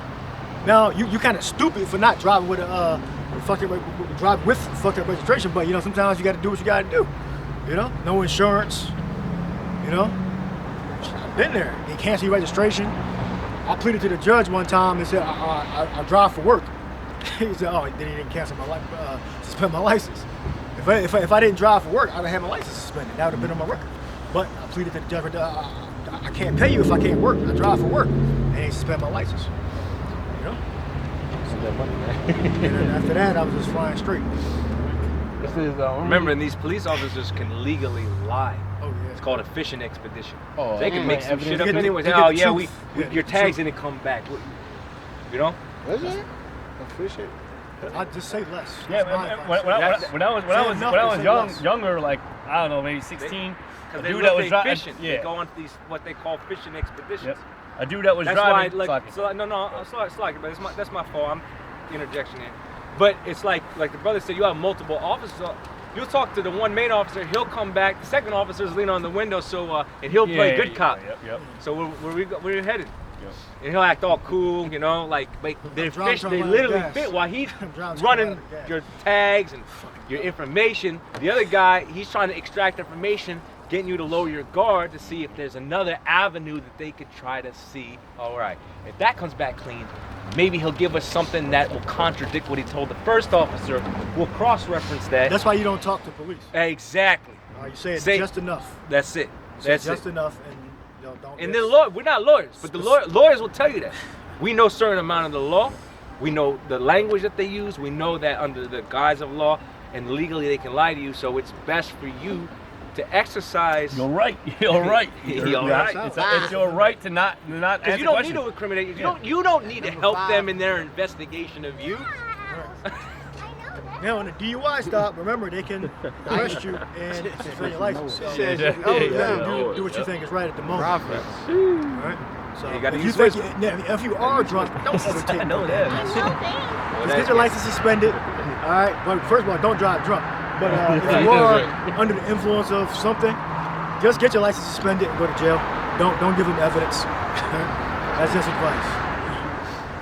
Yeah, well, I was in that situation, you know, and You might want to clarify what situation. yeah, I'm listen. I wasn't under the influence, but the cops pulled me over, assuming that I was. You know, I had to did the field sobriety and all that. Then I had to wait for a professional to come by to do the field sobriety again, just for them to say. I was like, yo, just take me for a breathalyzer. Like I didn't drink nothing. Like, oh, we don't think you're under the influence of alcohol. We think you're under the influence of something else. I said, what? They said, I don't know. You tell us. I said, I'm not under the influence of anything. Hope is fucking BS, man. That was just one of my trials and tribulations I had to go through when I first came into this truth. And I know you call will probably remember it, but they like had me detained for like fucking like 8 hours, bro. Like literally like down to like 10 o'clock at night till fucking like 5, 6 in the morning. Right. And- Remember, these motherfuckers are actual psychopaths. Yep. They actually get right. They Yep. actually get fulfillment and enjoyment of terrorizing the average person. Yep. This is why there's another scenario. Y'all brothers gonna find this hilarious, but it's stupid. These fucking local cops, they're some of the worst types. Yep. If they get what they feel is a little bit of action, they're gonna exploit it and run with it as much as they can. I remember in a different situation. This is way before we were ever in the truth. The brother got pulled over. He was with some friends. They started going through one of the guy's bags, and they pulled out a bag of beef jerky. And the officer literally said, looking at the beef jerky, "What's this for? What are you doing with this?" They eat. Like, what the fuck type of question is that? They eat. They eat. To eat? To chew. Yeah, like what do you think they're doing? Like, come on, dog. Even in essence, sometimes Or your tail light is out. Yep. By the time the thing is over, it's like, my mistake or some crazy. Listen. Why's your pants unzipped? Yeah, some them local cops, they'll do some crazy shit. fell? Oh, you're in a local drug spot. We thought you were No. selling drugs. They always got something to Using try the Yep. to Yeah. fuck with you. I was in my car at a Planet Fitness in the parking lot. Oh shit! Wait a minute. Hold on, No, slug, yes, brother. I That always reminds me of do another that. situation. Always. We one time we lived across from the gas station. There was a police officer controlling traffic. The guy in the cruiser stopped this brother and said, "You got the stuff." Oh yeah. Like what? Yeah. Yeah. You Yeah. got the stuff. Like, what do you? Well, Like just what just you being a talking demon, about? man. What you These talking cops are literal Yep. demons, bro. All y'all had one dash cop. cams. They're fucking demons. Dash cam. Dash cam. Yeah, but it's real quick, like part of that And all story. of a sudden, you know what I mean? Not that it happened that way, but this is how you think that you're free to just walk around. If the brother gave a response that officer in white didn't like, the officer probably could have got out the cruiser and said, "Yeah, you fit the description of somebody we've been looking for." Like, you know what I mean? That's how quick shit can escalate. Because they're not about de-escalation. That's not what they're taught. They're taught to escalate so that they can get a charge. Go live. Smack. The charge means what? Live doing it. Monetary gain for the precinct. Monetary gain for that, you know, Pro bono lawsuit. yeah, That district is shit.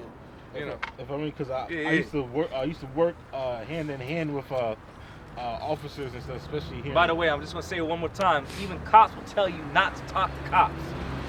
Yeah. Okay?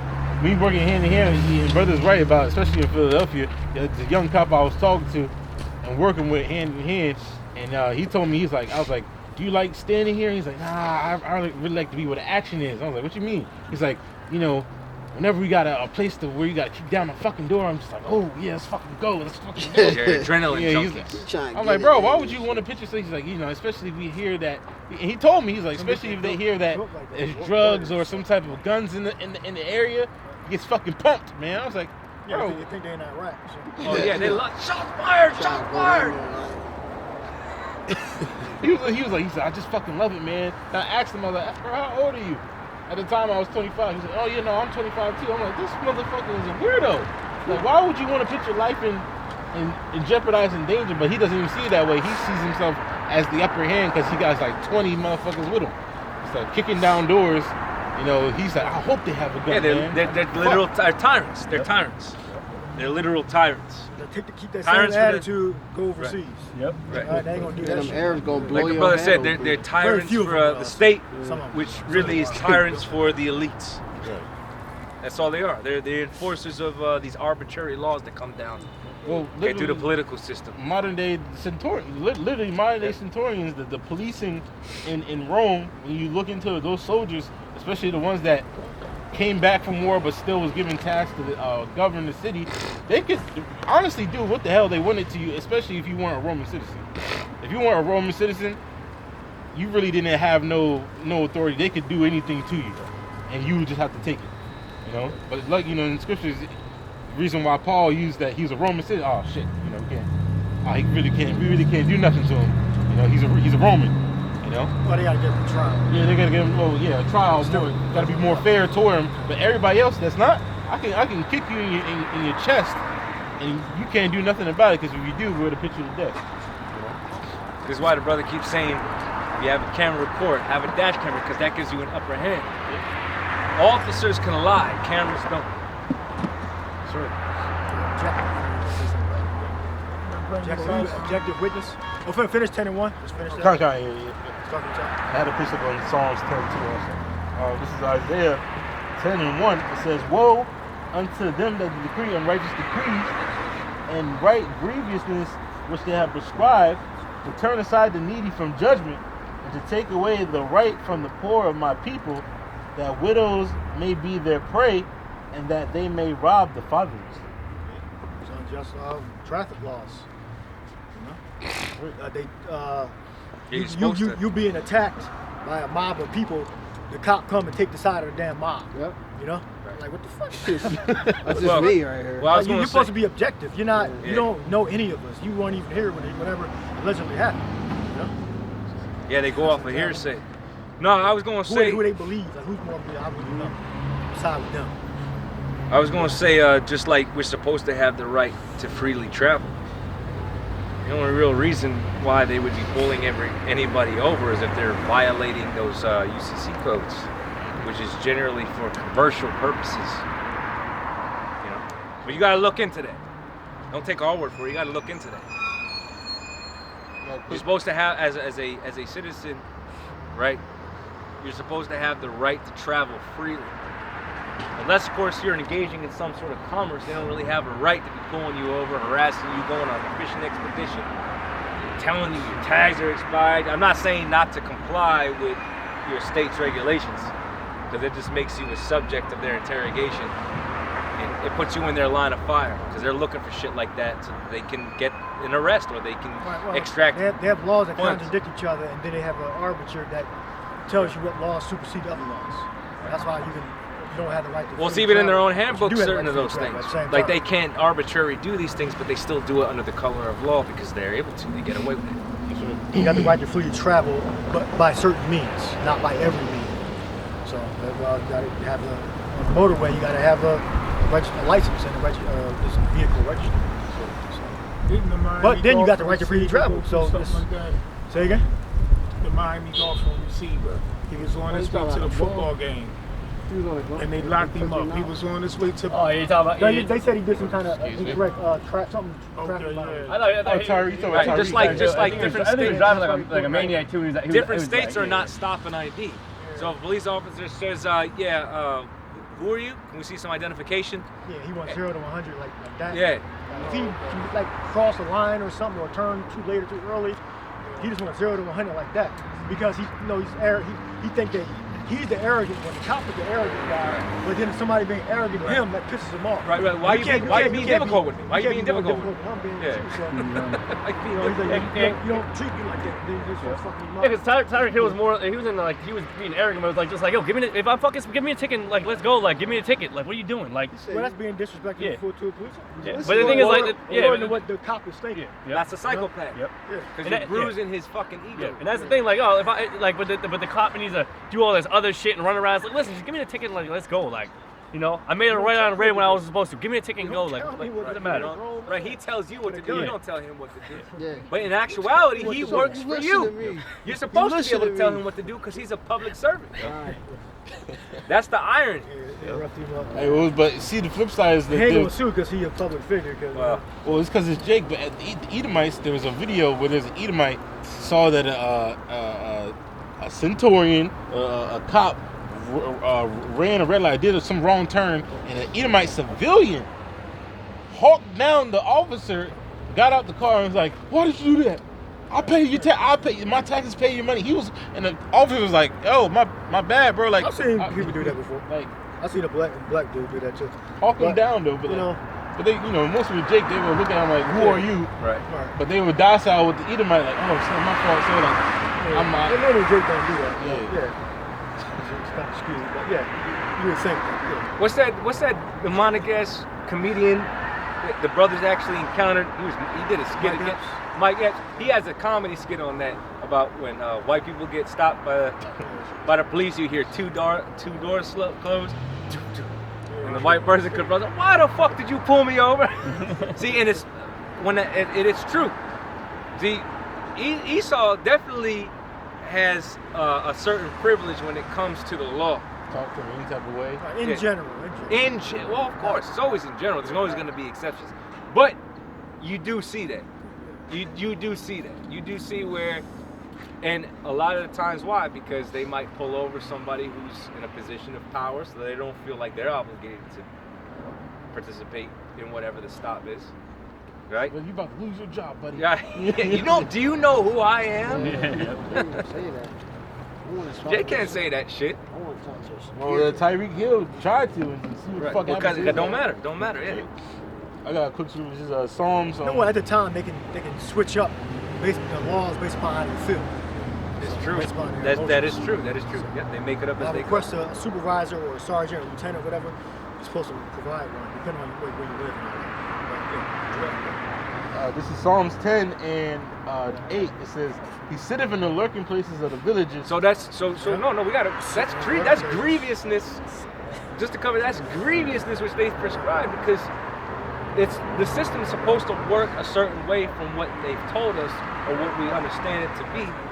And it's, like you said, complete confusion, because then when you do exercise what's supposed to be your rights against those things, then it's a matter of disrespect. You're resisting, you're obstructing, and then they use all the power of the law that's on their side to completely destroy your life. Yeah, you gotta You gotta walk very carefully in terms of these situations and use good sense and wisdom. Right. You got a warrant that wasn't updated in their computer system. Yeah. Right. A lot of- Pulled over. Just off of that, yeah. Well, That could be a mistake on their end, and you're still gonna pay for it.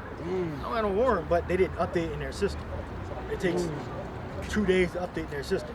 I seen somebody. And they're not gonna go through the process right then and there with you to try to clear it. Even though they could, they have the authority to do it. They're not going to do that most of the time. They may not. Exactly. Or it might take too long. I don't think the stop can last a certain time period. And they gotta. You know what's funny about that dude, that cop that pulled over Tyreek Hill? He actually had 6 suspensions and multiple reprimands for his encounter. So that's called something called the Brady list. Yeah. A lot of these officers, they're actually on something called the Brady list, which is literally a list. It's a list of misconduct. So they've been already, because remember, you're technically allowed to file complaints. So what happens is a lot of complaints get filed, and an investigation is done, and they find some sort of foul play or misconduct, and they get put on the Brady list. Meaning they've got some sort of history, but some sort of reprimanded for their bad behavior, but they still keep them on the force. Why? Because they're generating revenue. They're not going to get rid of cops that are generating revenue. It's hard to find good officers. Yeah. We need better officers. If they bring in, remember they have quota. Oh, he's bringing in DUIs. There's a whole investigation on certain precincts falsely bringing people under DUI arrest, where there was no substances found, there was no alcohol found in this system, but yet they took them through that whole process, right? Generating revenue until they were able to hire a lawyer, get their names cleared. But remember, the average person don't have the means for that. This is why it's grievous. But this is the country that y'all call the land of the free, home of the so-called brave. This place is nothing but evil and darkness, confusion and death and torment and literally stress. This is why it's a saying, when a police officer comes behind you, you don't feel served or protected. Right. You feel anxiety and worry. Wait a minute, who was the comedian that said, he's like, man, when a police officer gets you, you start to question whether it is you did something. Was it Dave Chappelle? I don't know if it's Dave Chappelle. He's like, damn, did I really kill somebody? Maybe I really did do something. I don't even know. Why would they be targeted? That's the mindset. Why And that's like what you said with the other police officer who admits he'll do certain things to mess with your mind. But anyway, I'm done interrupting. They're all good points to add into the topic right now of things that goes on in this society. You know? And and Trump is trying to work towards holding cops free of any accountability. So that means it's going to get even worse. Yeah, a little faster than the Democrats. It's going to get Democrats going to do the same thing. Absolutely. Remember, Kamala Harris was literally prosecuting parents for truancy. So she was locking parents up for children missing certain amounts of time from school, but she was doing it in an accelerated rate. And she's actually on camera saying, yeah, that's how we're gonna get this money, some crazy shit like that's how we're gonna get that money. I love money. And look, Like, she was literally celebrating the idea of putting parents in jail that sound like her. and prosecuting them for their children not going to school. Even if it was legitimate or not. They still brought them through that process. And remember, you have to prove your innocence now. Not that you're innocent until proven guilty. And you can fact check that. When she was, Who's that? Attorney General? yeah, and shit? exactly, the water brother. Johnson? She was specifically prosecuting for truancy. And once you go into the system, your life is pretty much. So she's not, just like the brother said, yeah, Trump might accelerate that, but again, they're two wings of the same bird. Revelation 13:11. What? That's why this bitch keeps saying this is a new way forward. You might as well just go ahead and say New World Order. We're turning the page. Turning the page into what? Trying to fulfill their enterprise. Yeah, Hitler tried to start it. He had the book New World Order. Yeah. Adolf. That's all cryptic language. Yeah. This is Revelation 12:12, and it reads, it says, "Therefore rejoice, ye heavens, and ye that dwell in them. Woe unto the inhabitants of the earth and of the sea, for the devil is come down unto you having great wrath, because he knows that he hath but a short time." And like the brothers are saying in spirit, all these things we're seeing, and we know that what's the election, Tuesday? Yep. Yeah, Tuesday. Yeah. Whoever wins, we already know there's going to be some uproar in America. It really don't matter at this point. You know, I remember I was talking about me personally. I want Trump to lose because I know how them good old boys is going to act. Because if you don't, it's about to be all out race wars in this joint, man. You know, either or there's going to be some type of uprise, but this man knows that he has but a short time, so he's having these things pushed at an all-time high. Every time you turn, I'm on YouTube. Every fucking commercial is if you don't vote for this person, disaster's gonna happen. Every platform. Every 5 seconds, little content. Remember when the last week content creators, small content creators that maybe got a couple hundred followers are getting, and they expose this a higher content creator exposed this Edomite. She's like, for me, I got an email from Kamala Harris saying that if you say these talking points is that and there, we're gonna pay you $25,000 and stuff. So if they're doing that with a high creator, how much more with these low creators that all of a sudden they go from comedian to now promoting a fucking some type of election thing, man? They're getting fucking paid for this shit, man. You know, because they know that we got to get the people involved. At the end of the day, at least when people are so invested into this society that if somebody loses, they're ready to lose their fucking shits, man. You know. The book is called My New Order, a collection of speeches by Adolf Hitler. That's what it's called, My New Order. They vary how it's worded. It's the same concept. Yeah. It says, I'm gonna read it one more time. It says,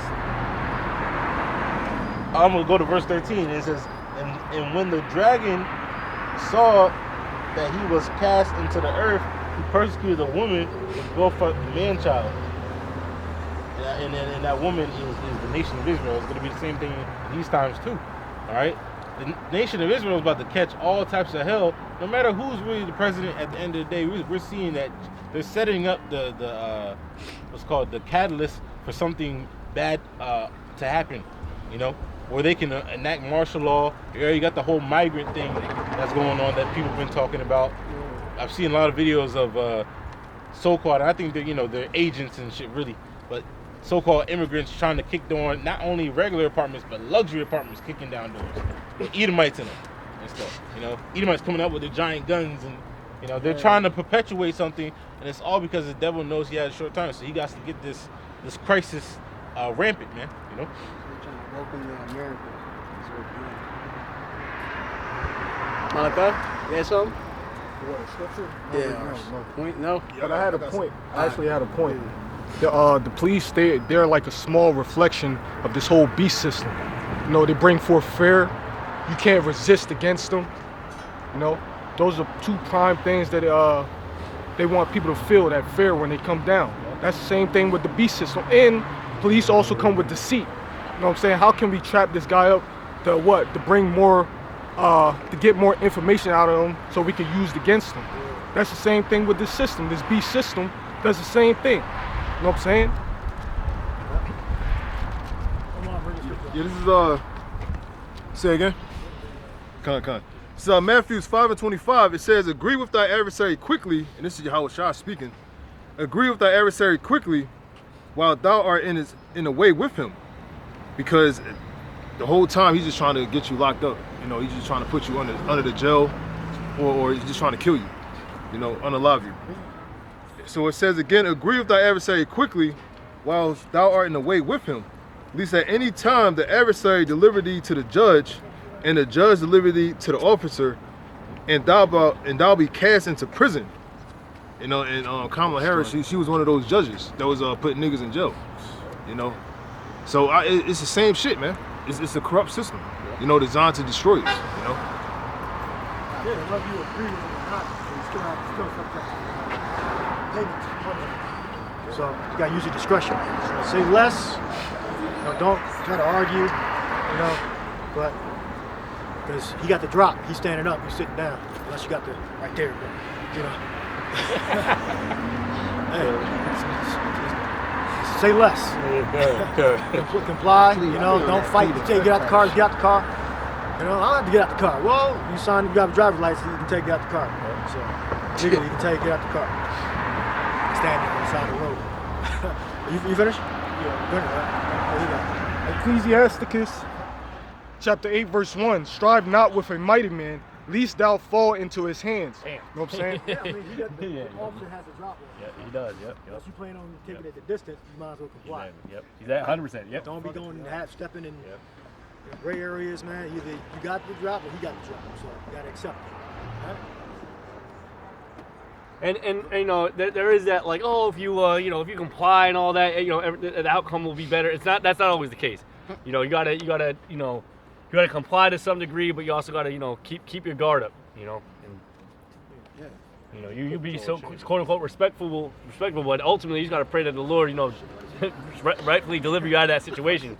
I've been in a situation where I was, for the most part, I was reserving my rights. Like, I didn't put the window down all the way. Oh, you need to roll the window down. No, I don't. You need to roll that window down, right? So I go ahead and roll the window down. From that moment, just don't roll both windows down. Yeah. Just don't roll both. So yeah. Don't roll both of them. And then when I did the field sobriety, they basically say, yeah, we have enough suspicion that you're under the influence. I had no choice but to take the blood test. And like the brother said, you're not innocent until proven guilty. You're guilty until proven innocent. I took the blood test. I knew I wasn't under no damn influence of any goddamn thing. And I said, well, give me my keys back. They said, well, no. Because we have to wait until this comes through, we can't give you your keys back. We're gonna have to wait the day out. You can come get the keys from the station.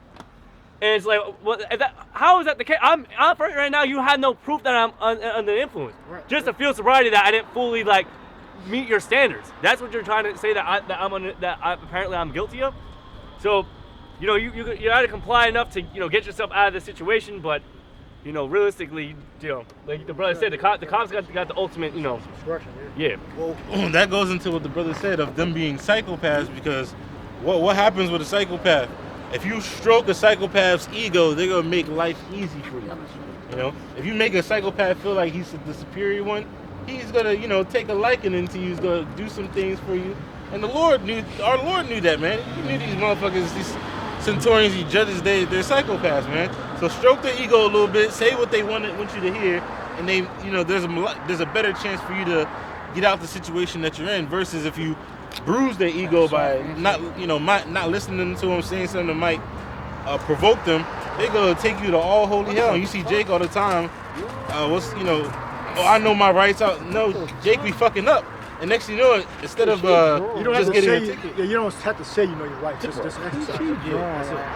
And instead of getting a ticket, now you got to fucking I never seen that boot to the back of your fucking neck. On some weird ass shit, man. Philly is being fucking weird. Yeah, you don't have to say you know your rights. Just exercise it. Just do it. I know my rights. I'm a constitutional law school. He said, all right. Well, he backed up. He still got arrested. So, hey, see, that proves it. Hey, even if you do comply, they still fuck with you. You got more on that? That was it. Right, so the scriptures is telling you how to demonstrate wisdom in a situation like that. Agree with thine adversary quickly while thou. Why is the serpent harmless as a dove?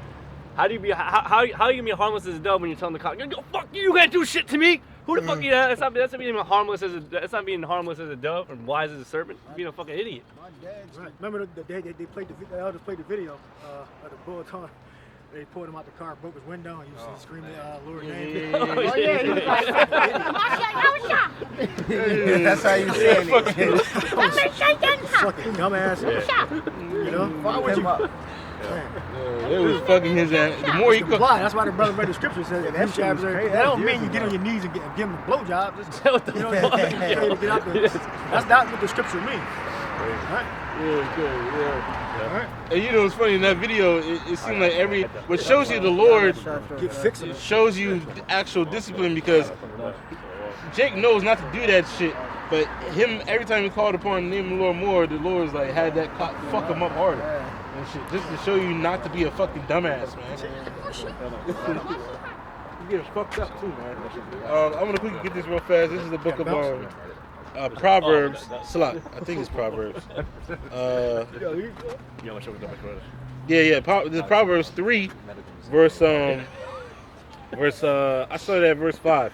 It says, "Trusting in Yahweh by Shema Shai with all thy heart, and lean not unto thy own understanding. It says, in all thy ways acknowledge him, and he shall direct thy paths. Be not wise in thy own eyes. Fear Yahweh by Shema Shai and depart from evil."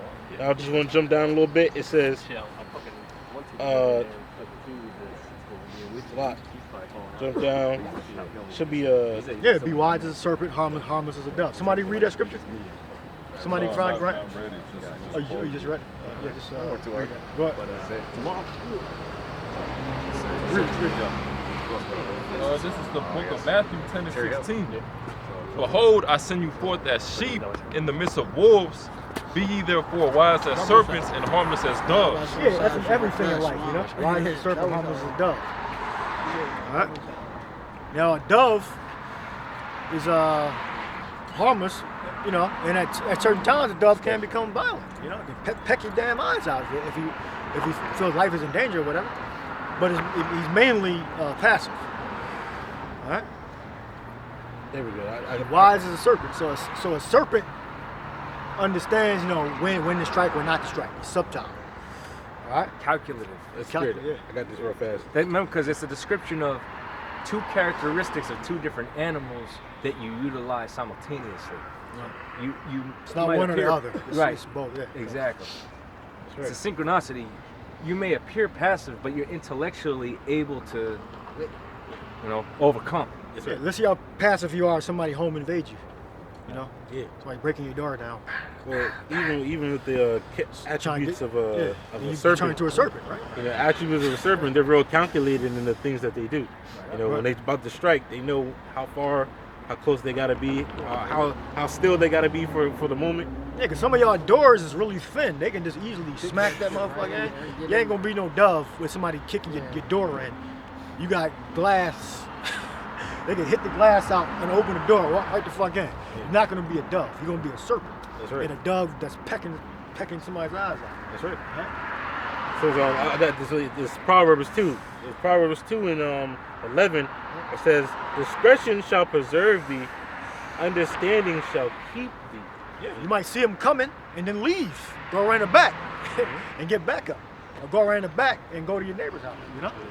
Or you may wait till he comes into the door and then hit him with whatever you got. Right. Like if a bird, if a bird, like just a bird in general, if a bird sees something coming in its direction, it normally run. Right, it starts to go off in the other direction. Like it'll start to trot a little bit. Yeah, a little bit, and then it'll pick up pace. It's a tactical retreat. It's like, nope, I see. Okay, I gotta get out of here. Because you really gotta observe the situation. Because you might be backing up and be like, oh, okay, we good. They're not really coming in my way. Right. But if they full running towards you, like back up a little bit, and then you really see that you can't get out that situation, you fucking run, you know. So, you know, Jake just needs to learn, you know, to have discretion, but like balance. Like you said, that one video, the one Jake that's screaming upon the name of the Lord while fucking with basically being an asshole to the cop. You know, he didn't have discretion, man. Understanding did not preserve him in that moment. Because if he did, he would have resorted back to the scripture. If he had read the precepts, you know. I got precept. Oh, you finish yours? Yeah, just one more. It says, discretion shall preserve thee, understanding shall keep thee. Look up discretion. Where you read from? Proverbs 2 and 11. Look that up. Discretion. It says, understanding shall keep thee to deliver thee from the way of the evil man and from the man that speaketh forward things. Discretion is going to deliver you from fucking Esau, man. It's like these dudes are fucking psychopaths, and you knowing when and when not to say something.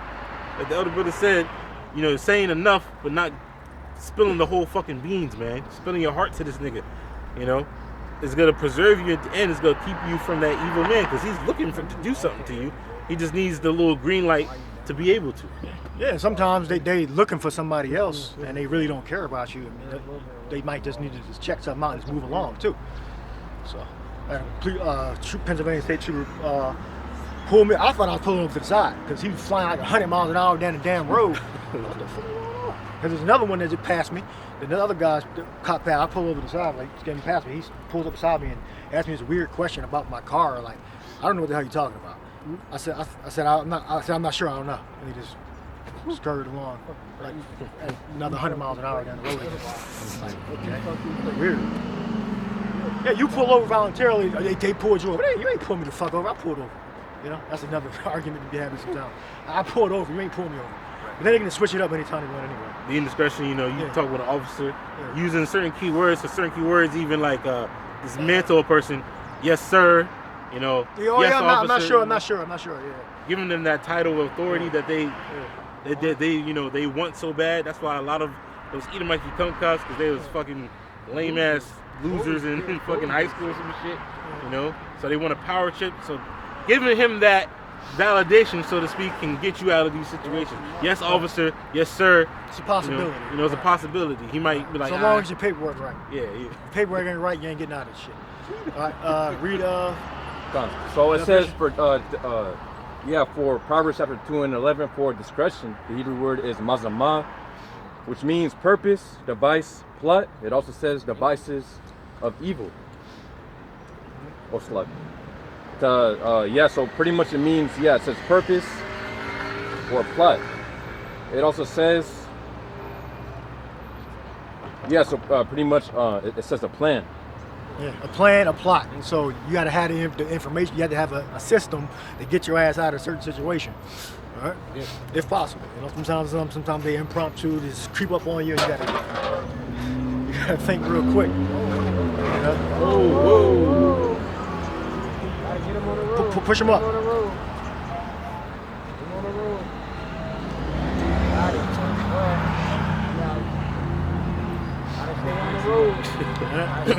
I got an etymology. I got the etymology of the word discretion. It's a noun. It says the ability to perceive or understand, moral discernment, ability to distinguish right from wrong. Well, you gotta have a plan. The Hebrew word had a plot or plan. Yeah. All right. So you gotta have a plot or plan. Read the precept. John, this is Proverbs 2 and 11. Discretion shall preserve thee. Well, plan, like you said, the plan will. Yeah. It shall preserve thee, and it says, understanding shall keep thee to deliver thee from the way of the evil man and from the man that speaketh forward things. Yeah, don't like a lot of Jake just walk up and down the street stupid. They don't have no damn plan. You know, I used to have a crossing guard used to tell me in high school, he'd be like, if you don't got a plan, you're done in high school. He always just say that. Jake, if you ain't got a plan, you're done. He always just say that. Crossing guard. Yeah. I guess he ain't have a plan or he retired or something like that. He probably retired. Old Jake. He was in high school. It was 2002, 2001. Damn. And I remember that. Bright safety green vest. Yay high. I tried to get a plan. Kept bringing it in my head. Have a plan, because it's what the scripture said. Have a plan. Have a plan. Something my dad used to tell us when we were kids was, you don't fail to plan. You don't plan to fail, you fail to plan. You don't plan to fail, you fail to plan. Have a plan. And also for discretion, for the Hebrew word, it says power of devising. I mean, like choose or something like that. Yeah. Choose. To get the word, or yeah, for devising, it says. That's what decision mean, right? To cut off or something like that. So it says plan or invent a complex procedure, system, or mechanism by careful thought. Plot, plan, yeah. Yeah, it says from Old French divisor, from Latin meaning divided. So yeah, to use discretion. Yeah, that's known. Knowing right from wrong, basically. You split something in the middle. You have two different options, basically, the way at hand. When you have true discretion, you're able to distinguish something from another thing. Like when people come up, that a lot of people, Jake in Philadelphia, they come up, they can't distinguish us from fucking Muslims. Yeah, that's how demented they are. Yeah. The whole time you don't. Once y'all run the corner. Like, don't y'all teach down there? Why don't y'all teach over there no more? Like, we never taught over there. That's another group.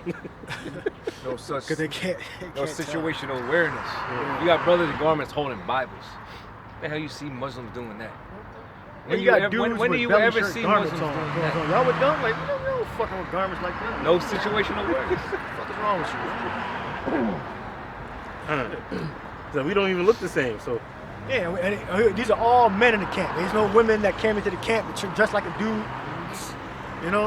get married and shit. Like, come on, man. I got a lot of tests in here too. I'll put y'all on it. Make sure y'all all male. Right.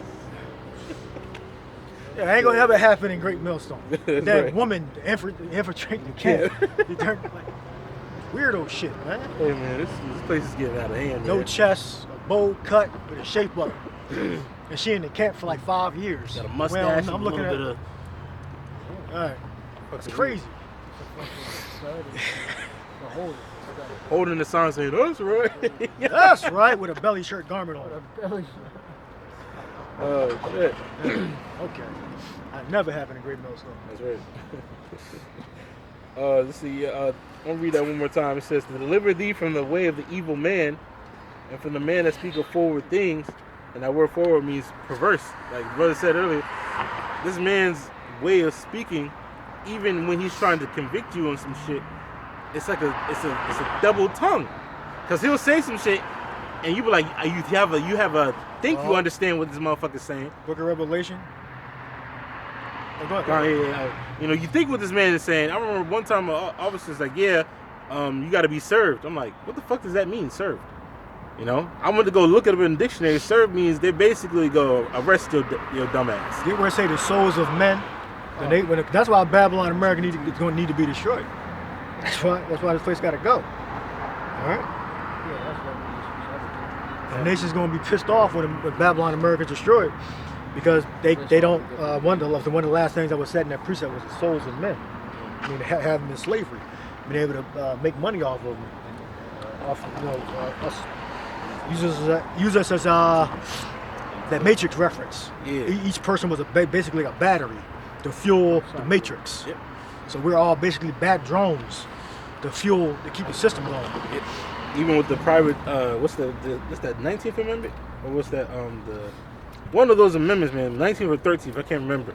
It's basically they said slavery is illegal except, right. Prison, prison industrial prison, complex. man, You got foreigners invested in American prisons. Foreigners. So they ain't gonna make no more off of the prison system. That's why they're gonna be pissed off when Babylon's destroyed. That's one of the things. They told you about the cinnamon and right and the gold and silver and all that too. 18. Say it on there. It says 18. Yeah. 18. This is on Revelation 18 and 13, and it reads. It says, and cinnamon and odors. No, read up. Okay, context. Yep. It's 11. This says, I'll start at the top. It says, chapter 18, it says, and after these I saw another angel come down from heaven, having great power, and the earth was lightened with his glory. And he cried mightily with a strong voice, saying, Babylon the great is fallen, and become the habitation of devils, and the hold of every foul spirit, and a cage of every unclean and hateful bird. Yeah, that's America being destroyed, burnt with fire, and then that's when the fire goes out after a long period of time. Then you have desert creatures dwell here. It says, verse 3, for all nations have drunken the wine of the wrath of her fornication, and the kings of the earth have committed fornication with her, and the merchants of the earth are waxed rich through the abundance of her delicacies. Yeah, whether it be their laws, the demons they worship together, falsifying the balances with the money system, slavery. That's right. Profit. Yeah. Jump down to verse 11. It says, and the merchants of the earth shall weep and mourn over her, for no man buyeth their merchandise anymore. And merchandise of gold and of silver, and of precious stones, and of pearls, and of fine linen, and purple, and silk. Yeah, better believe if the Democrats and Republicans, the elite of them, worshiping demons and committing demonic acts, sex acts, worshiping gods and all the different demons, better believe the Iranians, Russians, all those countries are doing that shit. Yep. With the leaders of those countries. Right? That's right. It says, China, Moab. fucking Putin and shit. He's doing all that shit, man. It says, in scarlet and of fine wood, and all vessels of ivory, and manner vessels of precious wood, and brass and stone and marble, and cinnamon and odors, and ointments and frankincense, and wine, and oil, and fine flour, and wheat, and breast, and sheep, and horses, and chariots, and slaves, and souls of men. Yeah, they're basically all their products, and the nation's being a profit off our labor. Even to this day, you know, they've done documentaries I even looked on, little documentaries on Twitter and shit, where they find out that you still have the enslavement and cargoing of Israelites to this day. Jake getting put on whatever forms of transportation, trains, little planes or whatever, and being shipped between the elites, man. That they dabble in and out of, man. And shit. That's when they shut the ports down a few weeks ago, they were saying that the workers there was tired of hearing like children bang on the shipping containers. So the Israelites still being shipped in containers all throughout the world, like the brother talking about. Yeah, Trying to come to America. it's crazy. I mean, they still there working the docks. So I mean, They paid that money quick for that shit not to happen. You know, put it up. they get like $50 an hour, right? 40, $50 an hour. Yeah, around 40, $50 an hour. Yeah, they giving them just enough money to keep their ass at that damn job. That's what Esau do. He'll give you just enough money so you won't quit and start your own shit up. You know, start your own business. So they keep you in that damn job so you can be a damn slave. Well, mind you, they got that's paid, by the way. You know, you're choosing to be there. All right.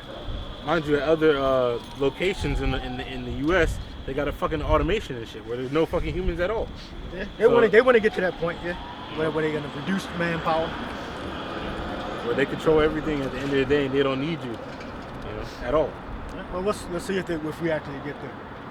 That's what that would be the ultimate goal, but it doesn't have to be, because it's all about control anyway. So if they want you there, if they don't want you there, it's up to what the elite want. But really, what the Most High want. So if they want to decrease the workforce the human population by 50%, they can do that. They have the other fact. They want to reduce it by 100%, they can do that. Is that their discretion? That's what they plan on doing. That's why they created something like universal basic income. Eventually, they plan on letting everybody just get a fucking stipend per month, because nobody's gonna be working. It's gonna be all automated, all robots. Well, they're gonna be doing something. All right, and that's not for Jake is going. They're going to have your. They're not going to be sitting in damn house doing nothing. that's not for everybody anyway. Yeah. That's why they want to reduce the population. That's not for everybody. Well, That's if they find use for you. They put it in the movies. What's the Yeah, right. Your ass is going to be in damn labor camp. Remember, they Right? believe in something home called locked in the house. They believe in something called continuity of government. So they still gonna need their servants. Yeah, it's going to be They're still gonna partition. need you know, they're still certain gonna people need there. their technicians and their scientists, and that's what they think now. Yeah. That's really who the UBI is for. Technicians. You regular motherfuckers, labor They're camp. not. Y'all ain't worth nothing to them. Labor camp killed or locked in the house. It You're depends. what they call useless eaters. What was the Black Mirror? Or we- Remember with the Or useful idiots. Well, once they don't have no need for you because they could run off of automation, they're just gonna get rid of you. You're gonna basically become a sacrifice. You knew exactly what I was talking about. You ain't gonna be nothing more than a sacrifice. That's why they got all them damn. You think we forgot about the FEMA coffins? No, yeah. Yeah, I mean, they gonna put you. If you remember the movie Viva Vendetta, I watched that a couple days ago. I need to watch that again, yeah. The Lark Hill Laboratory. They were busting people in, and they were basically experimenting on it. What about all those rounds of ammunition ordered by Injecting them with stuff. the Department of Homeland Security? And the guillotines. The guillotines, yeah. It's not that UBI ain't for y'all. That's a trap. And then That's to lure you in, so that they can have their way with you. and wasn't it Trump that said he was bringing that back anyway? Yes, he did. He said the death penalty specifically for those who speak against the small heads. You know, so we see everything's lined up. What you got, not just of course we speak against it, but there's more. You got regular day Joe Schmo Edomites that be on the internet, like AMTV and some other people that they talk about against the small heads, Alex Jones and all them. Which I mean, he's a racist. I have a funny AMTV. Oh yeah, I watch him only for the news aspect of things, but he don't fucking like Jake's and shit. But he uploaded, this is years ago. He uploaded a video and saying the N-word a lot. I saved it. This is like probably 10 years ago. Damn. But I ended up deleting it. Commenters were saying, "Yo, take this down. It's got nothing to do with your content." Now nobody even know he even did that. So I just said to y'all, it's total news, y'all. He uploaded a video saying the N-word. Because a lot of Edomites are mad they can't say the N-word, and they get really offended that it's just a word. Why can't I say it? You know? And he said it like eloquently, and then he took the video down. And I saved it, but I ended up deleting it years ago. But AMTV, he go back. He like a long. All of them were secret racists. They just act like they. Yeah. What's that dude, the natural news guy? They used to be with Alex Jones a lot. These are fucking racist too. Yeah, I tell Jake all the time. I tell him as a joke. Hate niggas. Alex Jones is just these Edomized version of Dr. Umar Johnson. Dr. Mike. Yeah, they're real smart guy. He good with the herbs and stuff. Yeah. Yeah, he's a fucking racist too. But we go. The guillotines are for individuals, not only for the men of the Lord, but for all those that oppose that New World system. But they were racist too, so how can I talk? But go ahead. Irony, right? Fucking devil, man. Oh, shit. Oh, what's the one scripture? Can we get Revelation 12 again? Because he said, because the devil's coming down with great wrath. 12 and 12? Yeah, the great wrath. Because he said he's known that he has but a short time, which goes into him trying to rush his enterprise. He's gonna think himself to sit down and eat it, but the Lord's gonna fucking kick his gut in and shit, make him throw that shit up, man. And that's what ultimately we're waiting for, because at the end of the day, we're really worms, man. We really don't have no protection other than Yahweh B'Shem Yahushai. What are we gonna do when Esau pull up with fucking tanks, man? Right. You really think? Remember the apostles got arrested that day, 2001, 9/11. Right. You really think that y'all people are gonna live these extravagant lives in these 15-minute cities? Why do you think they're making 15-minute cities? The move, brother just said you're going to be within the Black confines in which they want you to be, because you're going to be under total control, serving their purpose. Oh, he's originally on purge. They're going to be your godhead, and they're not going to want the masses of people serving them. Yeah, he was. Only those who they deem so-called useful. That's it. Yeah, a lot of people forgot he was in the movie. Well, that's the first movie I think he was in. The dude Who from you talking about? What are you talking about? Slug the dude from Black Mirror. Even remember he was in a fucking room, but he was like kind of in love with this one girl and shit. But every day they was fucking riding on fucking bicycles and shit. But when you look at the background behind them, they're in a fucking 15-minute basically city and shit. That's a tall fucking building of columns of fucking apartment buildings, and then all they do is go out, eat lunch, ride on a fucking bicycle, get their money coins and shit every day, and then go back to their fucking small. Yeah, it shows you that you don't really own anything either. Yeah, You don't own anything. It's basically credits. You're renting Yeah. or borrowing. With, And if you have enough, with you the can go purpose on a of giving it game back. show to possibly become influencer, which they have today. Well, they already doing that. You already don't own anything. It's just gonna be it's gonna take a different form of not owning anything. Because remember, all the money you make, you turn around, you put it right back into the bank. system. Yeah, Into you the put it bank. right back into the system. Right. That's a like- trip. That's a trip. One of the most depressing things is like if you Put it work right for a back into the major bank. corporation Where you got and it then you from. have to go and you have to shop at the same corporation you work for, it's depressing as hell. I'll give you an example. If you worked at like Walmart distribution and you fucking China, build those I heard pallets all damn day and all the products, but then you shop at Walmart, you see the same shit that you just got done building coming out the warehouse to go buy your own groceries, you just realize that the paycheck they just gave you, you filtering it right back into this conglomerate, this corporation. It's a circuit. And in that same And that's exactly what it is. in that same show, what did what? You know, like the brother said, they give you just enough what? Just stay at enough the to job. fucking stay a slave. To stay on the treadmill, so you moving, but you ain't going nowhere.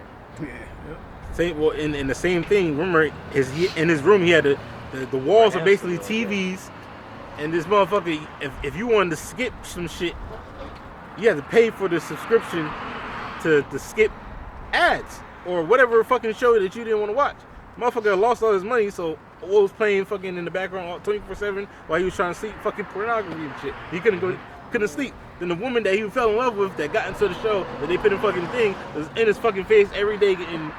Well, that's getting what wild, happens man. when you're deprived. That's what happens. What's the name of the episode? You get I deprived. gotta find it. Get the name of the episode. Yeah, I gotta find that shit, man. That Yeah. shit was crazy. When you don't have Get the face of covering when you don't have a cast, genuine face of covering purpose, cast off you your- fill the void with carnal pleasure. When you don't have a sense of purpose, you fill that void with carnal pleasure. That's why these people are addicted to drugs and pornography and all these other things. Because they don't actually have, society has not taught them a sense of purpose. And then if they've been taught a sense of purpose, they've been misled to believe that their 9 to 5 is their purpose. Getting up and going to work, coming home, watching TV, repeating that same redundant cycle over and over that's all there is to life.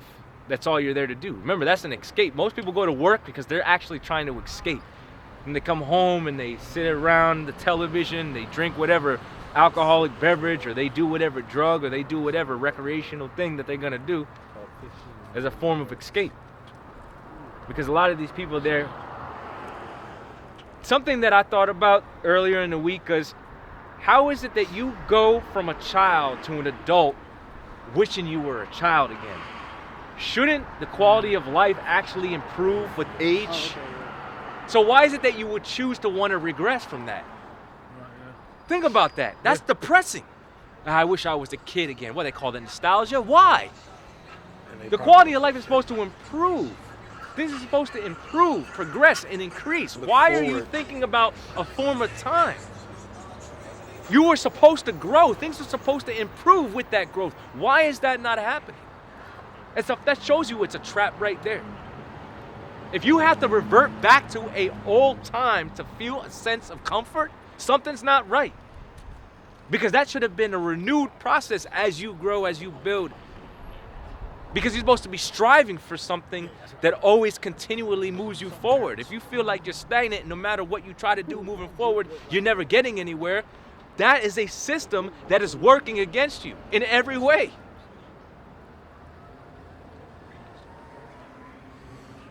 And people don't even have the capacity to put that together because they find comfort in their grief. That's the crazy thing about it. A lot of people don't make changes because of familiarity. Even with the information. Or even with the information. They'll literally complain and they'll have their gripes, but... Watch another YouTube video again. Right. They still ain't changed. Right, they get their daily dose of motivation to do nothing with it because they're familiar with a certain... because they know what to expect. Safer And that's right. A false sense of safety, a false sense of comfort. Because remember, all of that's about to be taken away. So what's going to happen? They're going to have no choice because they've already built that dependency. But to comply with what comes next with their agenda, with this agenda. Got the information, but they don't have a vision. Right. Right. It's another episode called Man Against Fire. when they was taking drugs. Well, and they couldn't. that's a scripture. Where there is no vision, people fail. The soldiers were on drugs, so the enemy they was fighting looked like monsters. So then it was either drugs or a device. I remember that one. Yeah. Called Man Against Fire, I believe. Yeah, because he Episode, signed up Black for the military. They erased his fucking memory and shit. Oh yeah, he signed his rights over. Yeah, he actually signed his rights over. Yeah. He actually did that. He didn't remember because they erased his memory. Yeah. And when he was seeing the monsters, they were actually people from another, I guess, outcast or that didn't comply to the new system, the new order system, whatever. So they made them seem like they were like monsters and went out and hunted them. Yep. That's how people look at us, like we're the monsters, and they're on the drug. The regular people, the normies, they're on the drug, and they look at us like we don't have the truth. And when the people unhacked the shit, and he finally found out, he's like, "Yo, what the hell?" He basically found out that he was, because the one girl, he's trying to figure out why can't you see that these are people? Because she's looking at him like, "You're crazy. I'm trying to destroy the threat." Whole time he sees what the real thing is, and then they trap him up, tell him that you can't tell nobody, this, that, and third, or gave him a whole pseudo life, man. Yeah. Well, that's how they gonna look at us, like we're the monsters. They're gonna come and get us. You see, because that was the implant. Tom of Jacob's trouble. Yeah, was it an implant? Or yeah, it was the implant. It was an implant. Yeah, it was the Man Against Fire. Yeah, it was an implant. Basically, they got that device. They're gonna look at us like they already think we're the enemy anyway. And we're saying doing something really bad. And we're twisting the scriptures from Christianity, the Orthodox Christianity, Roman Catholicism. Well, that's all wrong. We got the truth. All right, the way we break the precepts down is the correct way. That's right. We don't worship Mary. All right. We don't worship angels. We don't kiss no damn false papa hand. That's right. The Pop, Viva la Papa. Long live the Pope, the Father. Yeah. This is Proverbs 29:18. Where there is no vision, the people perish, but he that keepeth the law, happy is he. Yeah. Gotta have vision. Right? And the only way you're gonna get the vision is the Lord, Yahweh Shai, have to open your eyes. That's right. So you'll get the eyes off, so you can see clearly. It made me think in that same episode that you spoke of. I got to go back and watch it again because it's a good ass episode, but it shows you the time that we're living in. Also, how the Lord can, even if you do, because you got to have individuals that know the truth, but then they end up, taking the charagma. Are you a slave then? Basically, so if you take the charagma, you a slave, and you got to fall in line or whatever the government tell you what to do. That's right. And then when that time comes, when destruction comes, that veil of confusion or whatever might be on you at the time of when you got to work, is gonna come off you. And you gonna know that you fuck. It's like that vision. What happened with him? That vision was lifted up, and he realized he fucked up. Looked at his. They showed him literally his record. Like, yo, we can blow your head off if we really want to. And he was like, "How are you doing this? How are you in my head?" There was he gave us consent. He said, "No, I never did it." They showed him the backlogs. Well, they showed him a tape. I think they recorded them. Yeah, they recorded stuff. Yeah, that's what I mean by backlog. Showed him the recording. He said, "You signed over your rights, so we own you." Then gave him a pseudo life. Erased his memory again. Now he got a fake ass wife that he goes through at home and shit. Shows you what Esau really wants to do with you so-called Negroes, Latinos, and Native Americans at the end of the day. Control. Like Morpheus said. Covered up the Duracell sign on the battery. Duracell battery. Basically, he's wanting us to be drones. Copper tops. That's drones. Right. It's working. So if we're not confined to the house, then we in some damn labor field, laboring, doing some type of labor. Yep. Or a circuit. From get your injection to the field to the house. That's right. That's his ultimate goal. Let's see how far he actually gets, though. Sure. He's going to say when he's about to fill his belly, the Lord going to fire his ass up. Because even if you don't, we know, same thing what he did in 2020. That's what I say, he come down, he knows he has a short time, What he do in 2020, regulate everybody to the house, you can only go to work, and then come back home. Only essential workers were allowed out. So that means certain people were out, certain people They had privileges. Like the Holland, in 2020, you can get through the Holland Tunnel, Lincoln Tunnel like that, like nothing. It's ride straight through Manhattan, in and out of New York. Now, it's parking lot all the time now. But You know, and that's why I was with the brothers in D.C. It takes 45 minutes to an hour to get from where brothers is at. So it was the Woodbridge area. If you know Woodbridge, yeah, it takes about 45 minutes to an hour to get to D.C. on normal day with traffic. Brothers, you know, when that happened, brothers rode to camp, and brothers didn't even realize how quick we got to camp. We realized it took us around like 20 to 15 minutes. Half the time. You know? Half the time. It was like basically half of the quarter of the fucking time, man. You know, because nobody was out on the roads, and that's really what Esau wants. He wants you in the house, you go to work when he tells you to go to work, and you go back in, and he controls everything. You know, you want some packages? I got a fucking drone that's gonna drop it at your fucking front doorstep. You know, you better not leave 5 meters away from your fucking house, or you're gonna get blown up in the street or some shit. yeah, and the prophecy proves it in Revelation. Which might as well get it. Okay, yeah, Because, like, if you're a Democrat on the Democratic side, they're saying that the women want the body autonomy thing. Oh yeah. And if Trump forcing, he's gonna force his protection on you. Oh, he's gonna protect women whether you like it or not. You might have heard him say that. Yeah, he's pro-life. So Revelation. they all don't believe in body autonomy ultimately. That's right. Because of Revelation 13, 16 on 15 on down. Yeah, There's no, they just lying. They're lying to you. Don't y'all already know that all the politicians and big businessmen are liars? And the only difference between the two of them is wording. That's right. All Trump really did was give power from the federal level to the state, to the individual state to decide. He didn't outlaw abortions. He let the states decide. That's the reality. This is why They're saying that de facto. right. Because If you in one state, if you go to a state, then they can technically perform the abortion, depending on the set of circumstances. But it's just different language for virtually the same thing. They're not taking away that. Still give them license to do it. They benefit every time one of you simple so-called Negro, Latino, Native American women give your baby up to the slaughter. How dare the black women even say anything they about benefit. body autonomy? Oh, she wants the ability to continue to murder her children. Okay. Right. They want to use abortion strictly as a contraceptive instead of just being responsible. So it's just another way for them to not be held accountable. And that's not going. See, that's the thing. As the times move in and prophecies fulfilled, the one thing you're not going to be able to do is escape accountability. That whole spirit is coming to an end, man. Everything's coming to a head. That's Micah 7:10. Not to go off topic, just saying. That whole lack of accountability spirit is about to be completely, totally done away with. Well, I got a quick. That was for a moment.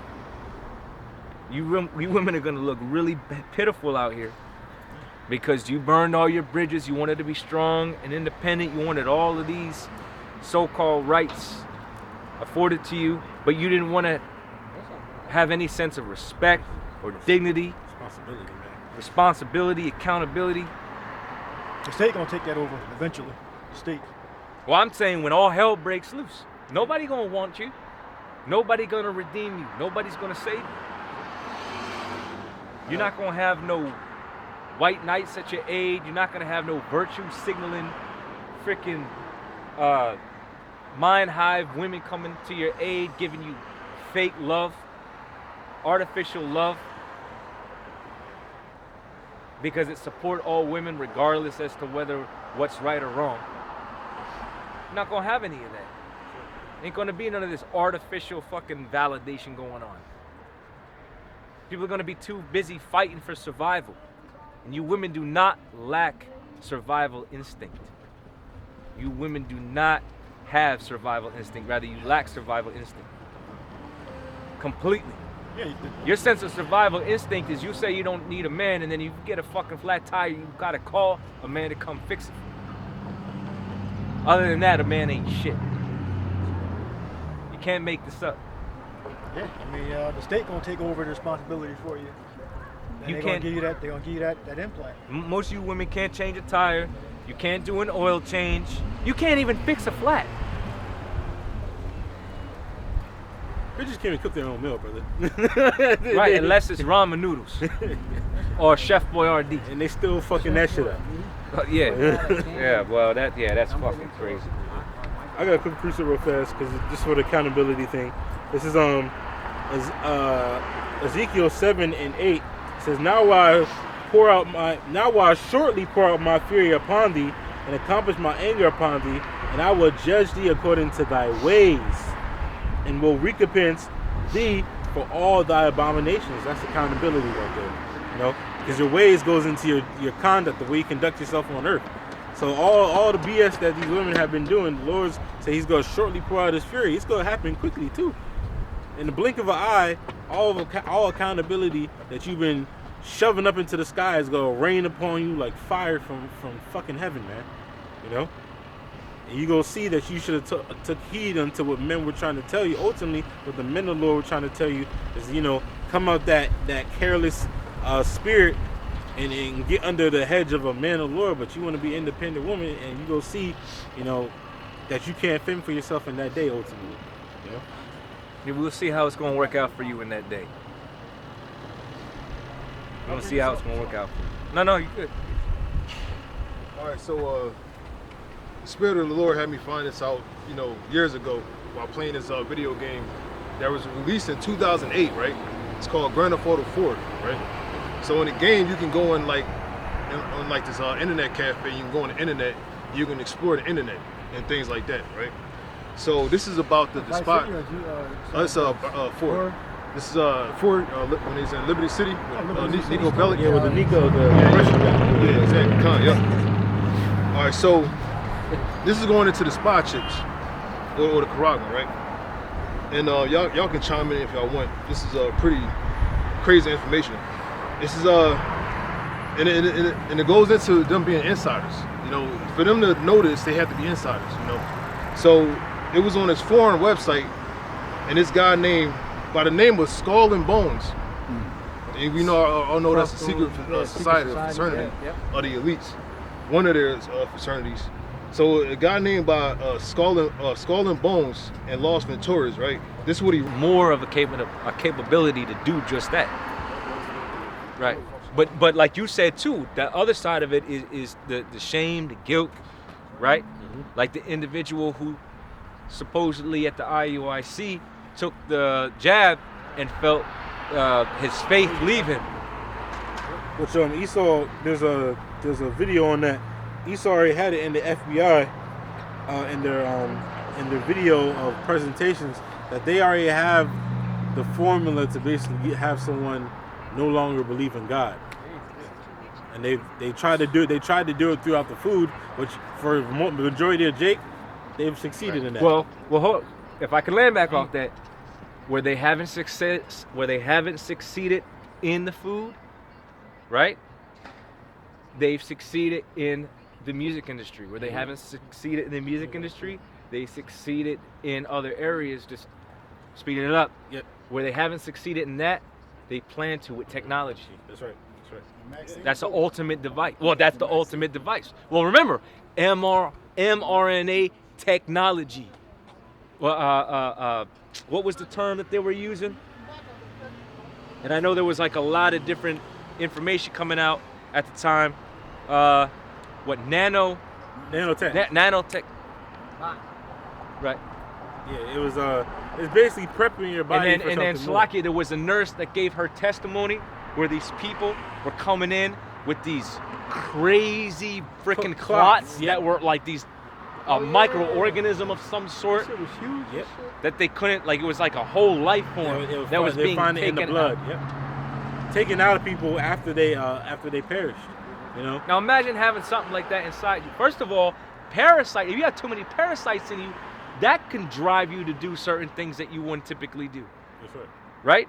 So how much more a thing that's almost living but having some type of frequency in your body. Right. Now, because, you know, if a parasite can drive you to do something of wanting to crave fucking food, how much more afraid of radio frequency cause you? Oh, we see. What's the movie with the with Samuel L. Jackson with the control of people in the church, and all of a sudden they're worshiping in church. A Kingsman. Yes, Yeah, that one. Is that the original one or that's the first one? Yeah, first. You know, he go into the thing. Now all of a sudden he turn up the volume on the frequency, and all of a sudden people go from peaceful to fucking violent and want to hurt people, man. Esau already has mastered all that technology. Now you just got to put it into the masses, man. Yeah. That's all where it's headed. Go ahead, brother. So you keep reading. It says, all my friends turned on me in high school, and since then I have been sacked repeatedly from dead end jobs and dumped by every ugly girl who was medicated enough to sleep with me. Damn. That's some Diddy type shit. Yeah. You know, another thing in that is that schizophrenia. What people call, Esau calls schizophrenia. Yeah, but it's really just demons fucking with your mind at the end of the day. That Quran can allow that. Matter of fact, there was that just came out 2-3 days ago. The first guy to take the Neuralink, he was giving his testimony on how his life has been, how he's able to surf the internet without no hands, play video games without any hands. Like he's all doing it with the control of his fucking mind and shit. Mm-hmm. And you see him while they have video of him doing all that stuff, like playing fucking Call of Duty with no hands, just sitting there looking at the screen, and the shooter is going, moving and shit. That's gonna be the main marketing strategy to a lot of these people, man. So convenience at the end of the day, or convenience or fun, entertainment. These are the things that's gonna make people want to, indulge in that even more. And he's all working on like AI and brain interfaces so they can pilot pilotless aircraft. Mm-hmm. Well, they did. Ethan Hawke played a movie called Good Kill. He was a drone pilot. It wasn't a brain interface or anything like that, but I can see like a lot of these movies they're trying to merge like the brain with AI so they can pilot, aircraft. Without an actual person in there. There's a video I gotta post it up where they have a muscular AI system suit. It's like you see it looks like a person's muscular system, but it's made with their technology and it's ran by AI. So AI is literally like fucking, and you can see the muscles moving and shit. It's almost like Westworld, how they wanted those robots and shit. Esau got that shit. So you think this is why the Lord said He's there's gonna have to be a standard lifted, and time is short. And time is short because if this devil could, he really is gonna send. This is why the men of the Lord gotta have spiritual power, man, because Esau's gonna send shit like that. How you imagine that damn automaton coming to arrest your ass, knocking on your door. You arguing with a damn Tesla robot or a better one. Yeah, robot. How you don't have a damn warrant? And mind you, that robot has so much power in it. Punch your door and it fucking fly 20 feet. He put his foot in the door. You can't close the door like an actual officer would do. Right, and they already got those police doors. Yeah. Oh yeah. Robot police doors. Yeah. The motherfucker do backflips and parkour, bro. Come on, bro. You can't run that. They showed them in the movie Source Code. They got the dogs and the robots. Somebody sitting behind a computer screen controlling them. Well, the SWAT teams and the police departments all over the country now have the Boston Dynamic dogs that they can put gun mounts on top of, in the case of a shooter event, can send in the dog and execute whatever person that they need to do. Yeah, blow them up or whatever, shoot a missile at them or something, or C4. Finish your thing. It's like in one of those states, they legalized lethal force for the robot dogs. Yeah. I think it's on the west coast somewhere in San Francisco. Probably. But it says, everyone I meet tries to fuck with my head. I have the sensation of being followed constantly, and every time I take a crap, I feel like there is someone watching me from the inside of the bowl. Schizophrenia, man. Yeah. It says, I thought that I had finally rid myself of the evil spy chip when I cut off my left hand. So he put it in his left hand, he chopped it off. And it says, so it don't matter which, part of the body you get it in. And it says, a couple of years ago, when I cut off my left hand a couple of years ago, but the mind games have got worse. Can anyone help? Was this not prophesied in the Bible? This is an email he read? Or This is like they're on like a foreign website, and he's posting something, and that's what he posted. inside the game. Yeah, inside the game. Yeah. Like, what's the reason for putting this in? Come on now. They show you the truth. Liberty City. Right. GTA 4. And this is How modeled about that after New irony? York. Liberty City. That The last part says, was this not prophesied in the Bible? Who's laughing now? Not me. Damn. You cut your hand off, dude. That was all. He got spirits on him. Basically, he was saying he got spirits on him, even though he got rid of the chip. He got demonic spirits on him. So don't get that charagma in your body, because you pretty much screwed. Now, what they say that can, pretty much change your DNA, like, once you take it. So We'll see. I mean, you know what the scripture say? You're gonna get some type of disease. Some type of ulcer or something. If you take it. It may have something to do with the frequencies, or it may have something to do with what's physically on the chip, or both. right. I got a quick precept real fast. This is Revelation 14 and verse. Two horns like a lamb. Oh yeah, that's a chariot right there, I believe. See it? Straight up ahead. Oh yeah. Right here. Yeah. Damn. That's not a star. No, not at all. And it's hovering right there. Wow, man. Cherry, hey, call how long you like out watching me on the shot. That's gotta be Cherry. Good eye, brother. Man, spy balloons, zooming in on us. Trying to tag us. Genetically tag us. Yeah, I can actually see that for once. Helicopters can't fly that far, right? Not that high. Hell no. I don't think so. That thing kind of big too. It's kind of big, ain't it? Yeah. Kind of bigger than you did. That's so crazy. That's kind of big though. That's like really big. Yeah. Well, yeah. If we can see with the naked eye out that far, That's really big. I don't know if it can be picked up on the camera. Oh, everybody getting them now. Everybody getting them bikes in the back. Why does shit read like that? Because he don't know how to maintain it.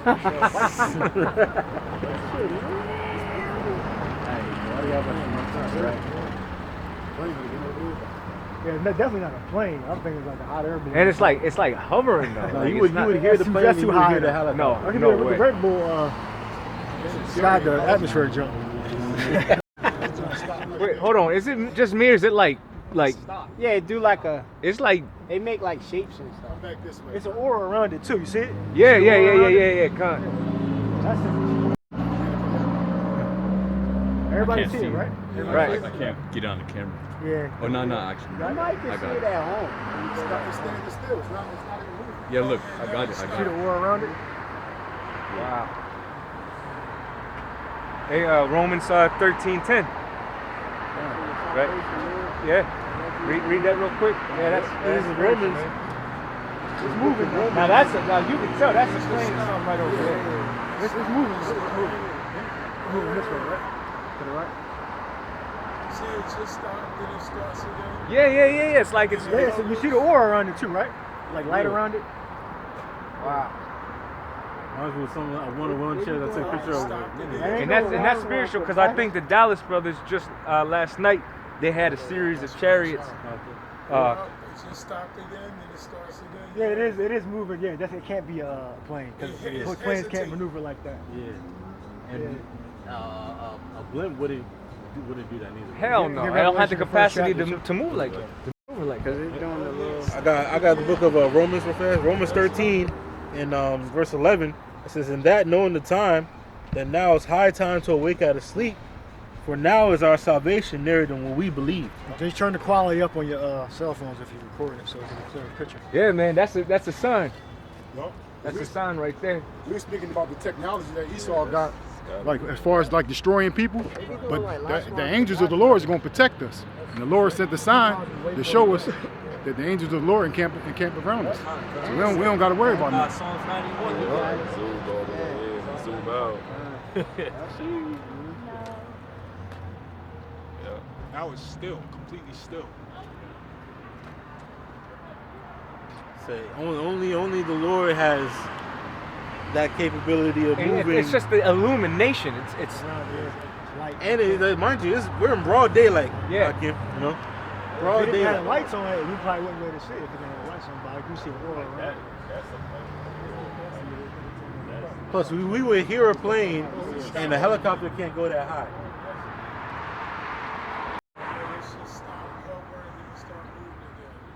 Bring those precepts out. I'll get this one real fast. This is in that book of Psalms. Get Revelation, the first chapter. Acts. What's the other one? Psalms 90. You said 92. Oh, there's another one right there. There's another one right there, brothers. You see it flashing? Right straight ahead. Right up top, right up top. Yeah, I see it. You see it? Yeah. Oh, yeah. It's blinking. It's blinking, brothers. You see it? It's blinking.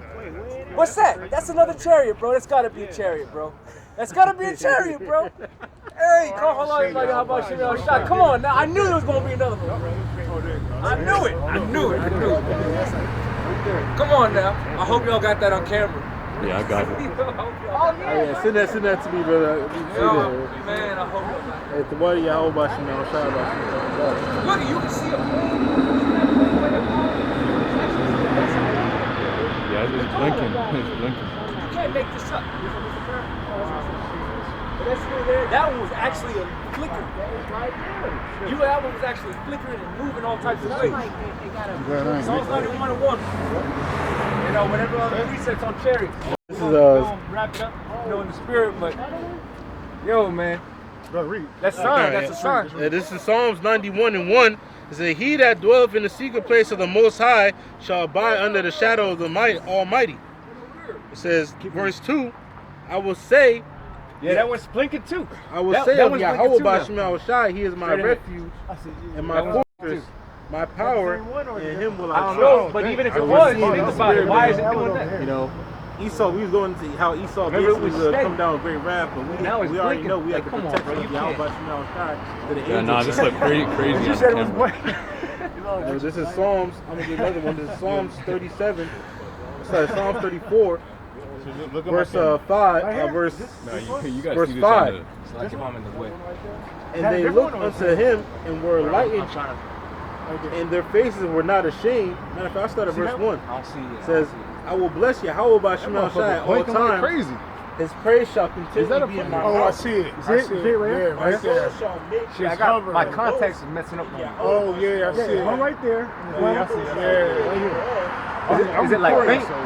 It's a couple of them. Look at where you're looking at. Yeah, there might be. Yeah, I feel like I'm seeing a couple of them. Yes, it's a couple of them. One right there.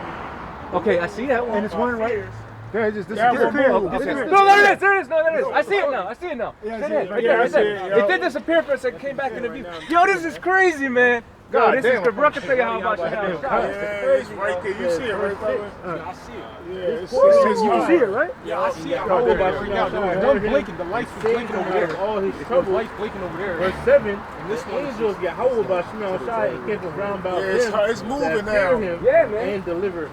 Yeah, it's moving. We really believe in the deliverance that's coming. We believe in the protection that Yahweh Shai is going to provide unto those who truly believe in Him, man. That's right. This is our way out, and we actually invested our entire being. Not that it's of ourselves, but the Lord gave us of that spirit, gave us of that mercy. We're just fortunate enough to be able to partake, hopefully, into it, man. Call Holaim La Yahweh Shai. That's how we're going to be saved. See, the strangeness of our salvation. The strangeness of our salvation, man. All beyond what they look for. Right? Pentecost. You know, and very soon, like Brother was talking about, the Lord is going to lift up a standard because this devil is going to come and move with great wrath. All right? As a matter of fact, it's written that the Lord wouldn't shorten the time that shall no flesh be saved. But for the elect's sake, the time shall be shortened. So everything is about to accelerate, man. Everything is about to accelerate. And the Lord is going to show what men He's really working with. Look up suddenly. What precept you at? This is Acts 2 and 3, and there appeared Suddenly. upon them cloven tongues like as of fire, and sat upon each of them. Read up a little bit. I read verse 1. It says, this is Acts 2 and 1, and when the day of Pentecost was fully come, they were all with one accord in one place. And suddenly, look up that word. That's how we're gonna get the spiritual power. Right? It's like the apostles received that power. That's right. Right? It says, and suddenly there came a sound from heaven, as says, as a mighty wind, and it filled all the house where they were sitting. That's why the Lord said, don't think what you're going to say. Don't even worry about it. Because if we're going to get put to death, we're going to get put to death. If we're going to get the spiritual power, it's not because we concentrate really, really hard. It's because we're either men of the Lord or we ain't. Right? It says, Right? And well, what's the indicator of that? Your faith. Yeah. Right? Coupled with your works. But your faith, man. Whether or not you truly believe. That's really what sets you apart from the rest of the world. No other man has the caliber of faith like the elect has to believe in these things and to teach these things and stand on it. Yeah.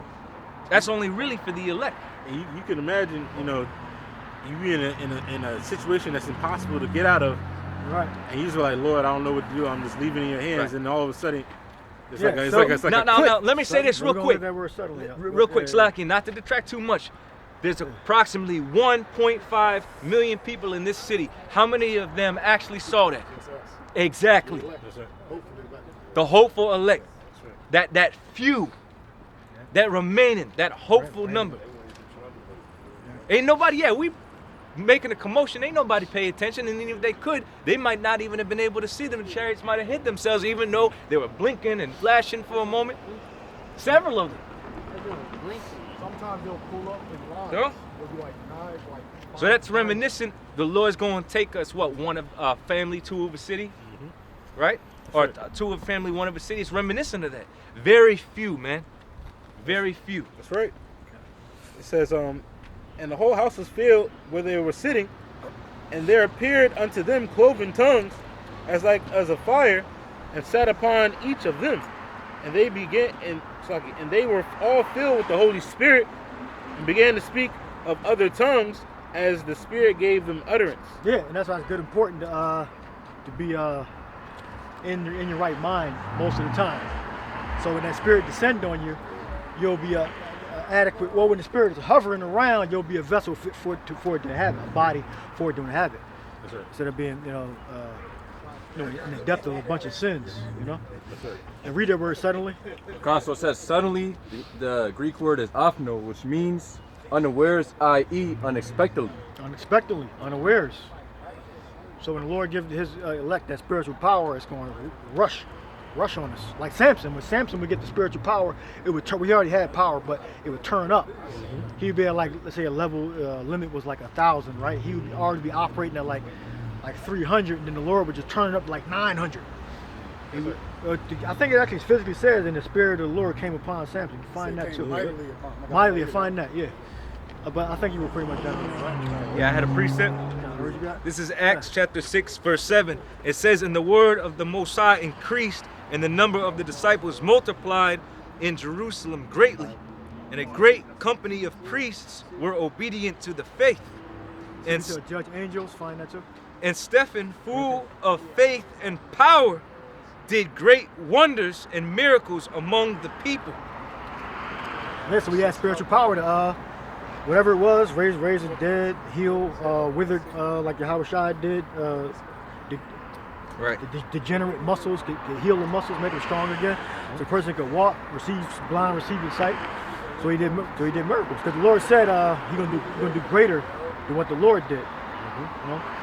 Really now we're going, because we was urgent back then too. So it was back then and now. Right. But now it's the last time. Exactly. So it got to be even Turned even up. It's gonna be greater. magnified. Yeah. Think that impossible situation that you can't get out of. All of a sudden, a brother look at you. You look at him. He's like, you see something. You like, all right, brother. Hold on to the brother. The spirit just tell you, hold on to this brother. And brothers watch Dragon Ball Z. All of a sudden, fucking out of there. You're like, oh shit. Yeah, instant transmission. Or The brother had the power to fucking fly, man. do the Doctor Strange soul knockout Oh yeah, kind of. on the Yeah. enemy. Yeah. Knock your soul out the body. Yeah. It had the what's called the one other. It was on the Flash. He was going through the guys, and then some more troops came up, and he was like, he just did this and had the soldiers that he already went through get up and fight the other 90. They already perished. He had them get up and then fight the soldiers that came their reinforcements and shit like that, bro. It's gonna be things that you with words can't be really uttered, man. Well, You yeah, gotta well, see if it. the apostles could, and Yahweh Shai did, and Paul did. Paul raised the dude broke his neck, right? Paul was just long-winded talking. He fell down the steps, something like that, and Paul raised him up. And the Lord said, "Raise the dead, heal the sick." That's right. So hey, Yahweh Shai can get that power. All of a sudden, something just click, and you just know that you're able to fucking do it. Yeah. If we're able to raise the dead, we're able to make you delete. That's right.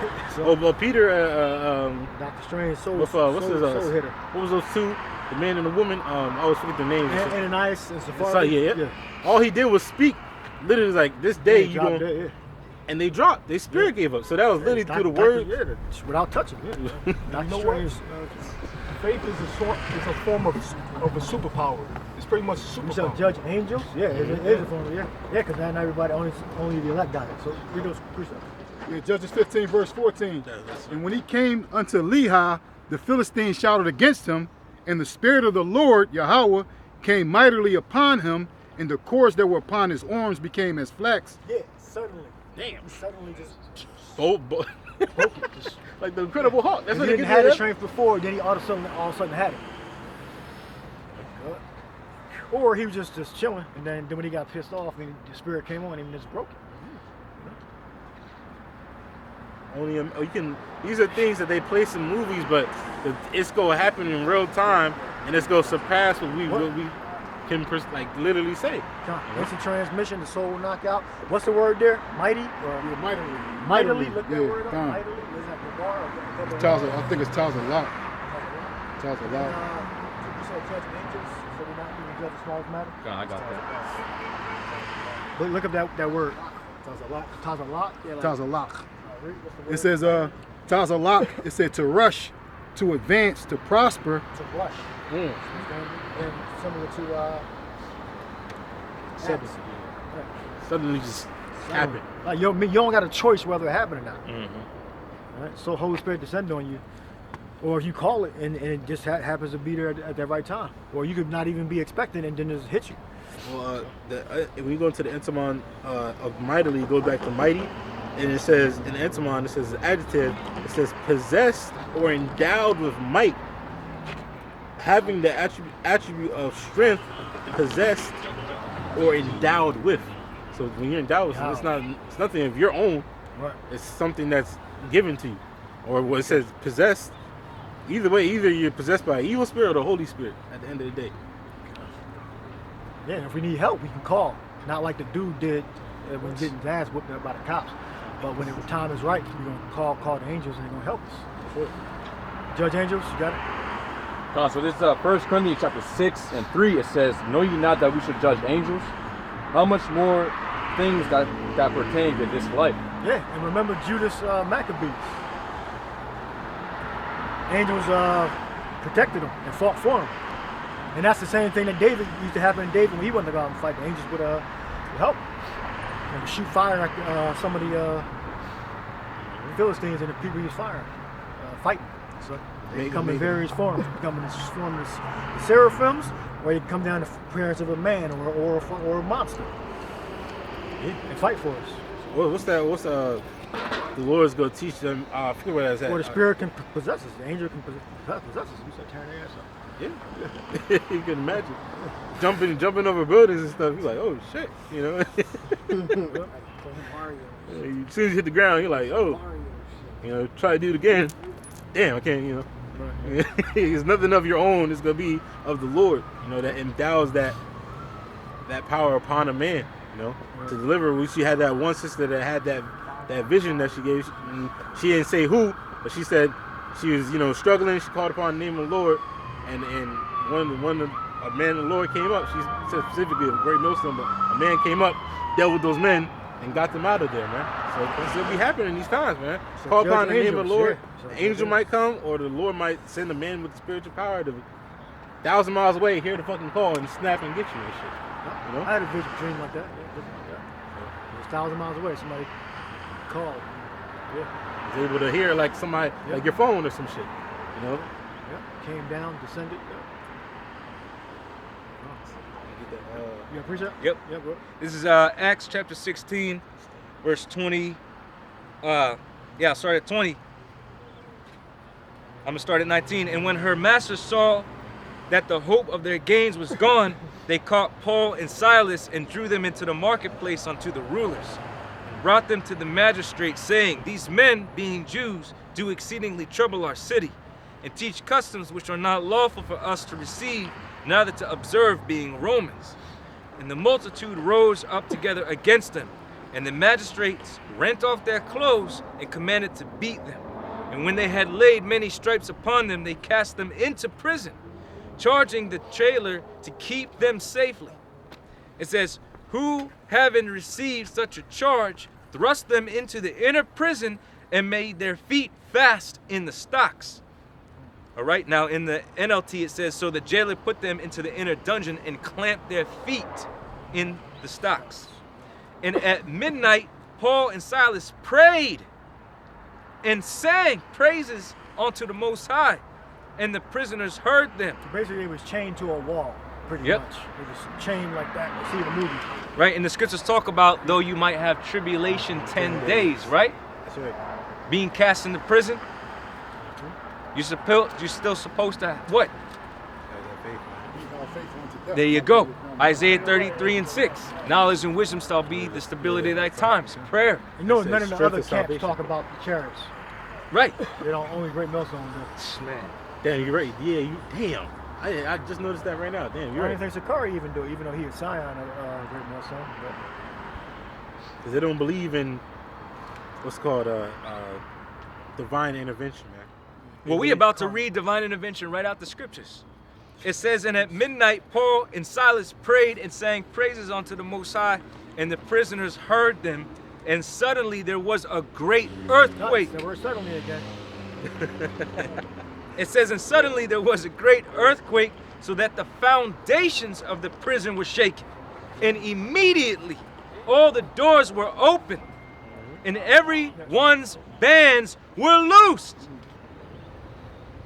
That's a angelic force, literally divinely intervening in the situation. Not only was there a great earthquake, but the bands themselves loosened from off of them. Okay? But the stocks, right? Yeah. But they was being held bound now. So, And the prison doors themselves blew open. there was one brother, that's the same thing. The one brother had a vision, but he was in prison with brothers from not taking the charagma, and then they prayed unto the Lord, and the doors opened, and everybody's running and trying to, like, you know, all the prisoners ran out, but the Spirit told them to go right, and everybody else was going left and stuff. So the angel was speaking unto the men of the Lord, like, yeah, everybody's feeling this chaos, but the men of the Lord, they went right because the Spirit told them to go right. Everybody else was going left and going haywire and shit, man. Yeah. I mean, they're gonna have these centers set up in the neighborhoods.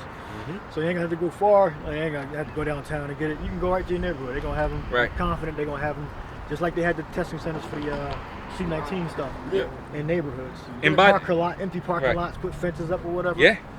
Then if you're disabled, they're gonna have somebody come to your house. Hey, well, I did that too. I used to transport the stuff. Sometimes it was rich people. I would go to their house and pick up their stuff. And some poor people, but mainly it was rich people. Gun. And it says, and there's a point to be made in this next part of the scripture. It says, and the keeper of the prison, awaking out of his sleep and seeing the prison doors open, he drew out his sword and would have killed himself, supposing that the prisoners had been fled. But Paul cried with a loud voice, saying, do thyself no harm, for we are all here. Then he called for a light and sprang in and came trembling and fell down before Paul and Silas and brought them out and said, sirs, what must I do to be saved? So through that divine intervention, it made the same jailer who put them in them situation and them chains a believer. Like Yeah. you go to certain cities, you have a large. So the Lord population of converted Jews. them right then and there through that divine intervention. That's one of the purposes of getting the power in the first place. How many became believers once the apostles got the abilities And the day of and that did the power. miracles? Yep. Converted. So there's going to be a significant purpose for when, it's going to be as a standard against our enemies, but it's also going to be to glorify Yahweh B'Shem Yahweh Shai. That's right. Okay?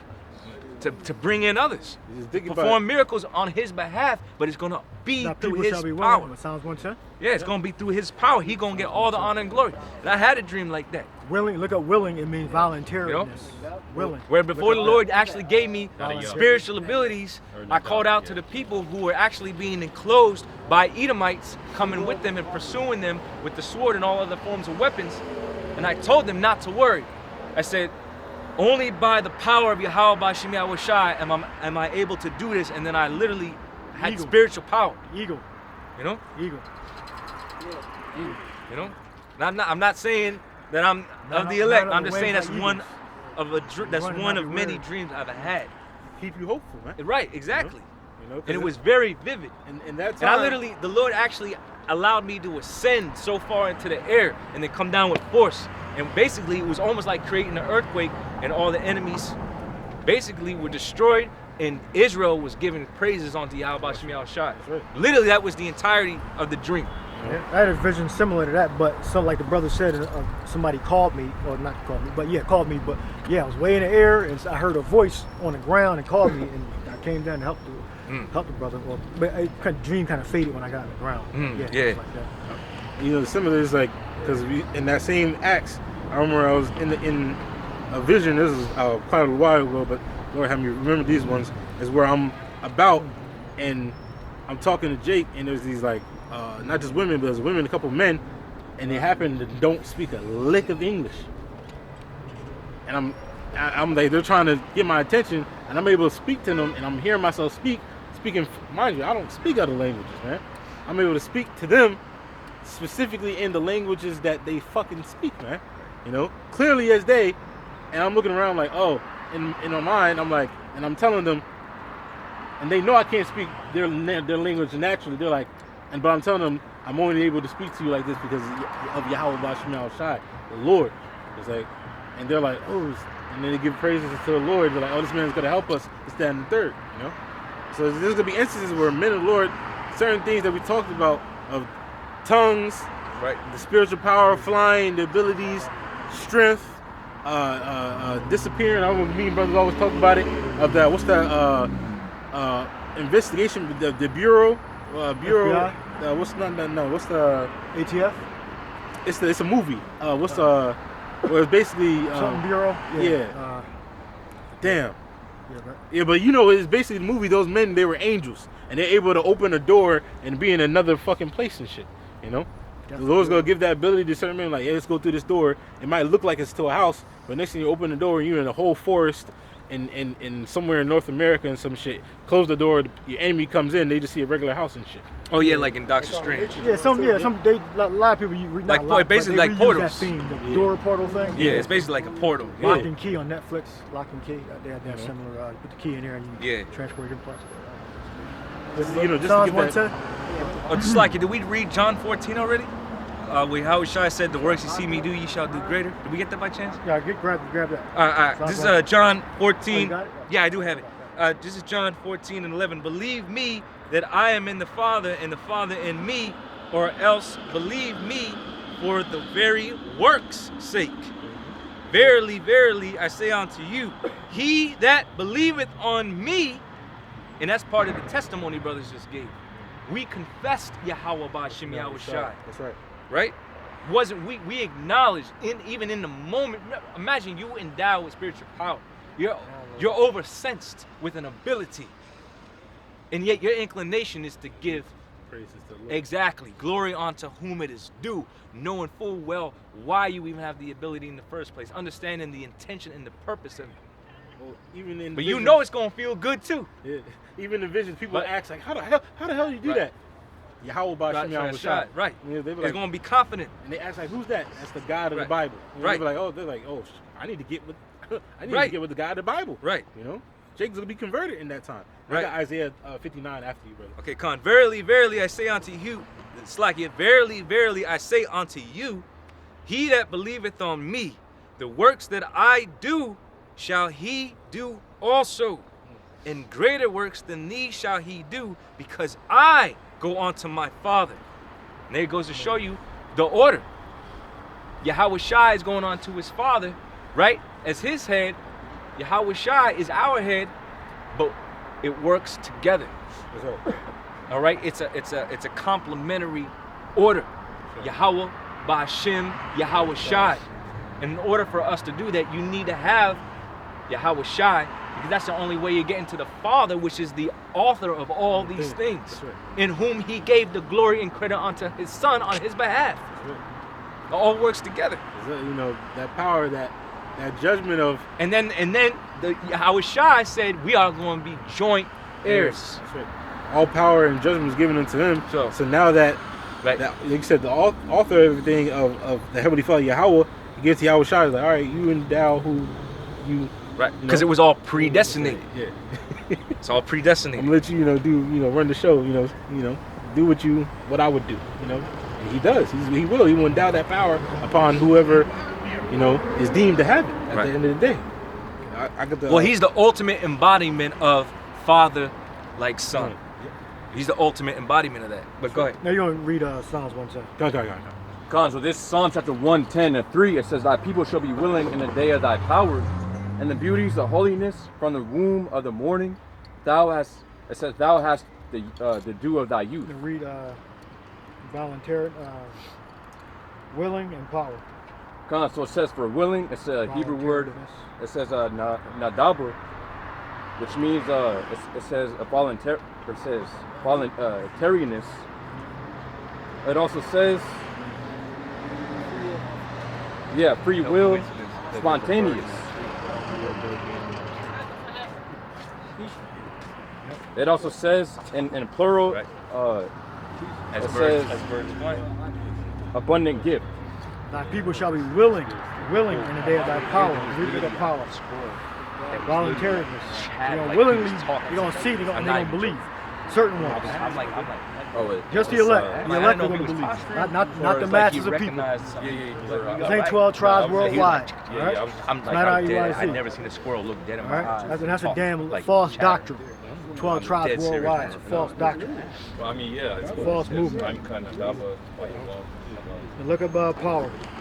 God, so it says for power, it's the Hebrew word chayal, which means strength, might, efficiency, wealth, army.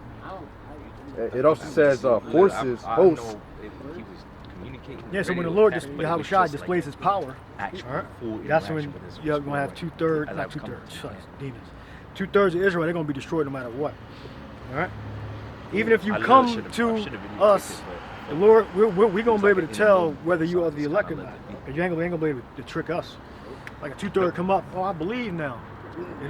You ain't going to be able to fool us. Right, well, how do you you might be able to fool another, like a woman for a man or a woman, you ain't going to fool us whether you are the elect or not. How do we know that? Because when John was in the wilderness, what happened? How did Peter know? Oh, yeah. He's like, who right, told you to be delivered? Who forewarned you? Who warned you to flee from the wrath to come? Bring forth what? Right. Yeah, exactly. And how did Peter know? Peter, the Spirit revealed already whether Ananias and Sapphira was liars. They were holding back some of the money. They came honest and said this is the exact. They tried to lie and get slick. They could have just been honest. Yep, exactly. But since they lied, then that's what the Lord took their ass out. I got a precept for you real fast. This is Isaiah 59:19. So shall the fear of the name, so shall they fear the name of Yahweh Ba'Shem Shai from the west, and his glory from the rising of the sun. When the enemy shall come in like a flood, the spirit of Yahweh Ba'Shem Shai shall lift up a standard against him. So there's going to be a standard that's going to be lifted up. Through the Spirit of the Lord. And you always see in the scriptures that the Spirit of the Lord came upon a man before he did things, right? Or even with Elijah and Elisha, okay? That with Elijah, when those worshipers of Baal, before that fire came down, he prayed to Yahweh Ba'Shem Shai, man. Okay? So the Lord was magnified in that moment. Like, Lord, show these individuals that you are the true power. And that's going to happen on this side too. Fire coming down from heaven. a chariot might pop up real quick, zap a motherfucker for you, and disappear. You know, the angel materialize and tear a 2/3 nigga apart, and then other people might see that and instantly convert. Like, oh shit, through the fear of the Lord, man.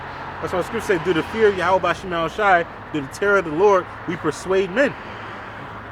The Lord is the Lord's power is really what's going to persuade you, man. At the end of the day, because his brother said in that scripture, in the day of that power, the people shall be willing. They're gonna get on their own accord, so to speak. In that sense, they go see the power. I'm like, oh shit, I gotta get right. They're gonna want to get right with Yahweh Bashim Al Shai through the fear of His power, man. That's it on what I had. And a woman, it says she shall be saved in childbearing. All right. I mean, she has to. She'll leave on an elect brother's ticket. That's how she's gonna be saved. Complimentary. On the ticket, basically you got a ticket, you get in the train. So my ticket is good. You get an extra passenger on the ticket. Yeah, and real quick, I got that word for standards. So ain't gonna be no damn independent women in the chariots. That's right. Out of spirit, you got whether you're young or old, you're gonna be under somebody's authority. Standard? Yeah. So it says in the original text, it says nasasa, which goes back to the root word. It says nawas, which means to flee, escape. It also says to take flight, and also says to drive at. Take flight to drive. Damn. So you being able to flee and drive, or you being able to flee and drive the enemy away. That's right. Standard. Yeah, and it also says for the word for flood, it's the Hebrew word nahar, which means torrent. Stream or river. Torrent. Yeah, and that's how floods are. You can't once a flood comes in, you can't stop it. But guess what? Yahweh Bashim Al Shai is gonna lift up a standard for his elect so that they can stop it. Yeah, a way to escape, power to flee, and to put the enemy to flight. I remember years ago in the spirit, like when the Lord first brought me to the truth, I remember I had a vision of. It was Jake that we were getting away from basically the enemy and shit, and there was some type of storm going on at the time, and we're at a fucking river, and we're like, damn, where do we go from here? And the Lord was like, come on now, you know what I can do. So I'm like, all right, cool, Lord, do it, and Yahweh Bashim Al Shai, deliver us, and the fucking river, just like in the time before, fucking river opened up, everybody's like, yo, how the hell are you doing that? So I'm walking, everybody else is like. I'm like, what y'all standing there for? Let's get the fuck on. Right, so everybody runs across the fucking river, and right before the enemy gets to the top of the river, the fucking river closes and shit. Just in little things like that. Things that brother's saying, I truly believe in spirit. Wherever brother's at or wherever the elect is at, these things will happen. Yeah. And in a more glorious manner than what we can describe and stuff. Man. Yeah, it's not based upon how many YouTube subscribers you got, how popular you are, It's not based upon all that crap. That's right. All right, how many people like you, your network, how much shit you can talk, how much information you know is whether you are the elect. Right. That's right. So all those views that IUIC get and those other camps get, that's gonna be nothing. Mm-hmm. That's not gonna mean nothing. All your popularity, how many people love you and like you, it's about whether you are the elect or not. All right. The Lord changed His face, People didn't to the point that people didn't recognize him. Right. Yeah. You got a motherfucker doing evil, and then what? You gotta have a man, of the Lord, that don't look like himself, and then he's gonna reveal himself like, caught your dumb ass. The Lord, the Lord is gonna give that power to His men, man. Just gotta fall in line. So it also says to hasten, to be born swiftly. It also says to impel. It says a confined stream, Racha Yahweh Nasasa Bawa, which means it said, confined stream which the wind of Yahweh impels. Which you just remind me in spirit. The reason I even brought the vision up for a reason, because thought about a flood. You really can't stop waters or tsunami from fucking. You can't stop this shit. You've seen what happened in the Carolinas. Fucking wave of water came and it took houses, uprooted houses. And the houses were fucking floating, and bridges, and were floating with the water. So imagine a fucking tsunami coming, because it's not just troops or Esau. There might be other disasters that might be happening at the time. shit, fucking flood of water, tsunami of water comes your fucking way because you live on the East Coast or whatever, and stuff. And before it hits you, the fucking water, the wall of water fucking splits and misses you and a bunch of people, goes around you, but fucking flood kills everybody behind you and shit through the power of the Lord, man. You know, water just don't affect you. Yeah. You know, like Daniel in the fiery furnace. Yeah. The holy children. Yep. Fire didn't affect them. It touched them, but it didn't affect them. That's right. It didn't even smell like smoke or anything, even though they was in the midst of the fire. That's right. We can be in the midst of water or anything, and not even be wet. It don't even touch us. That's It right. don't even affect us. The Lord changed the physics. That's right. And that's what we believe, that we wholeheartedly have faith in the things that are written in the scriptures. But Lord Yahushua said, greater things we're gonna do, and not everything was written what Yahushua did. Yeah, we're subject to gravity, but like the scripture says, the mount up with wings like eagles. So they grab that law. We're not gonna be certain brothers are not gonna be subject to the law of gravity. Right. You know, that's a law that we got to adhere to. And what goes up must come down. But with the spirit, you don't have to be subject to that law. Everything is Daniel, possible. when he got put in that furnace, was a perfect point. He was in the midst of the fire, and he didn't get burnt or smelled. No smoke was on him or nothing. That's right. So it don't matter what touches us. It's up to the Lord whether it, like the Lord said, like a sparrow don't fall from the sky, unless He say so. I think it was a Shamrach, Meshach and Abednego. The holy children. Well, even still, Daniel with the lions. Royal children. Yeah, royal. Daniel and the lion closed the mouth of the lions. Yeah. This is Isaiah 40, verse 31. It says, "But they that wait upon Yahweh Ba'Shem Yahushua shall renew their strength. They shall mount up with wings as eagles. They shall run and not be weary. They shall walk and not grow faint." Or Slakia, they shall walk and not faint. Which means basically we're not going to be subject to the elements like that. Elijah ate the cake and he ran with Elijah. Yeah, Elijah ate the cake one time and that fed him for 40 days. So we ain't got to worry about no damn food. The Lord is going to undo the restrictions that we have currently. He did it back then. He'd do it again even greater. I got a quick scripture real fast. All right, let's wrap it up. This is Matthew 19 and 26. And Yahushua beheld them and said unto them, with men this is impossible. Find that scripture, Ahab. 40, he ate the cake and ran before Ahab. Oh, slow. It says, I'm reading again. This is Matthew 19 and 26. We don't got to have a bunch of surplus of food and all that. That's not even relevant. That's right. If the Lord did that for Elijah, He can do it for us. We need one time we can be good to chariots come and deliver us. The fathership. That's right. Matter of fact, I'll start this one. This is Mark 10 and 27. And Yahushua looked upon them and said, with men it is impossible, but not with the Most High, for with Yahweh Ba'Shem Yahushua all things are possible. There we go. Elijah ate one meal. One meal. He lasted him for 40 days. And he was running and everything. That's right. While Ahab was in the damn chariot. That's right. So, hey, we just read, run and not be weary. So Elijah had a little bit of that power. He had the beginning stages of it. Elijah, so we're going to be a little Elijah's. He called the chariot. Yeah, Elijah called the chariots and all that. Yeah. That's right. He ate one meal for 40 days. And he was running. Calling fire from heaven. Yeah, he was running. He didn't have to recharge or nothing. Was it Elisha that was Elisha or Elijah with the she-bears? Calling animals to your assistance and shit. Yeah. Dr. Tulip. That's hey. What happened? Read that precept. So it says 1 Kings chapter 19 and 1. It says, and Ahab told Jezebel all that Elijah had done, and withal have he slain all the prophets with the sword. Then it says, it's indicative to our time. You can put the place there. It says verse 2. Then it says, look. It says, yeah. It says. So this is 1 Kings chapter 19 and 2. Then. Hey, yes, like yo, I'm skipping though.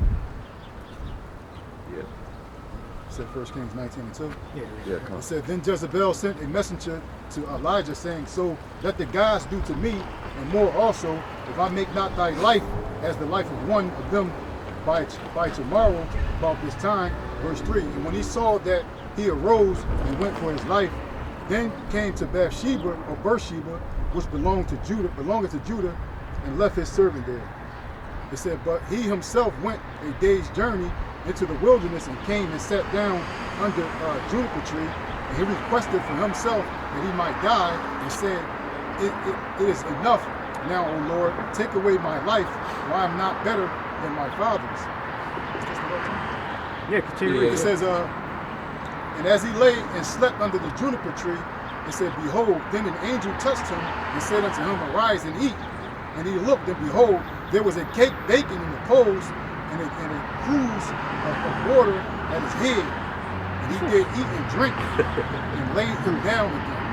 And the angel of the Lord came again the second time and touched him and said, arise and eat, because the journey is too great for thee. And he arose and did eat and drank, and went in the strength of that meat 40 days and 40 nights unto Horeb, the mount of the Heavenly Father. A hot ass meal, man. Yeah. You know, you walk 40 into days. you might be walking a couple of days and you walk into an abandoned building, and in the abandoned building there's a full fucking dinner fucking set up.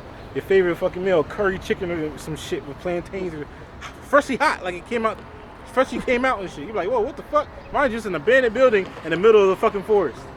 You know, full crock pot look like it's set up and shit, man. You know, these are the things the Lord gonna do for His elect, man. He's gonna go. The Lord's gonna show out for His men, like He always has. We're just waiting. That's right. All right, that was it. Anybody got a quick precept? Not too long-winded. Yep. Real quick. This is Numbers chapter 20, verse 10.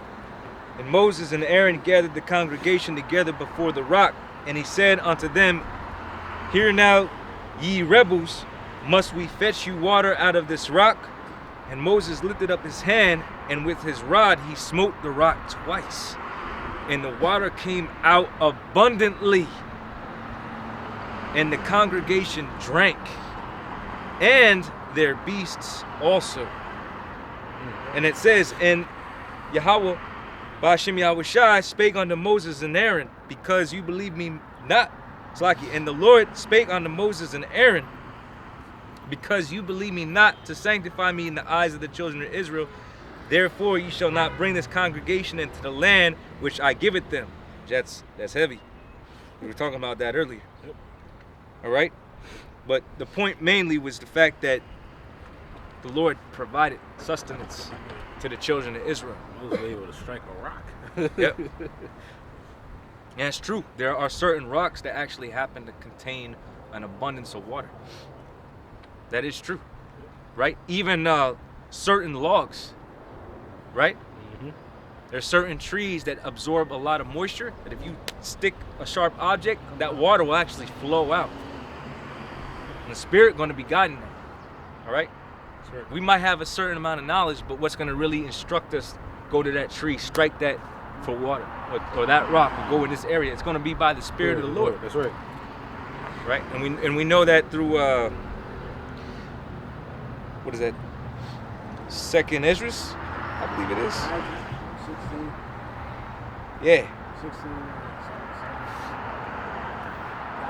77 is that the days of trouble at hand, but I will deliver you from the same. Mm-hmm. Yep. I have Most High is your guide, and the guide to them that keep His commandments and precepts. right. I just want to see if I can get the real quick GNT Apocrypha.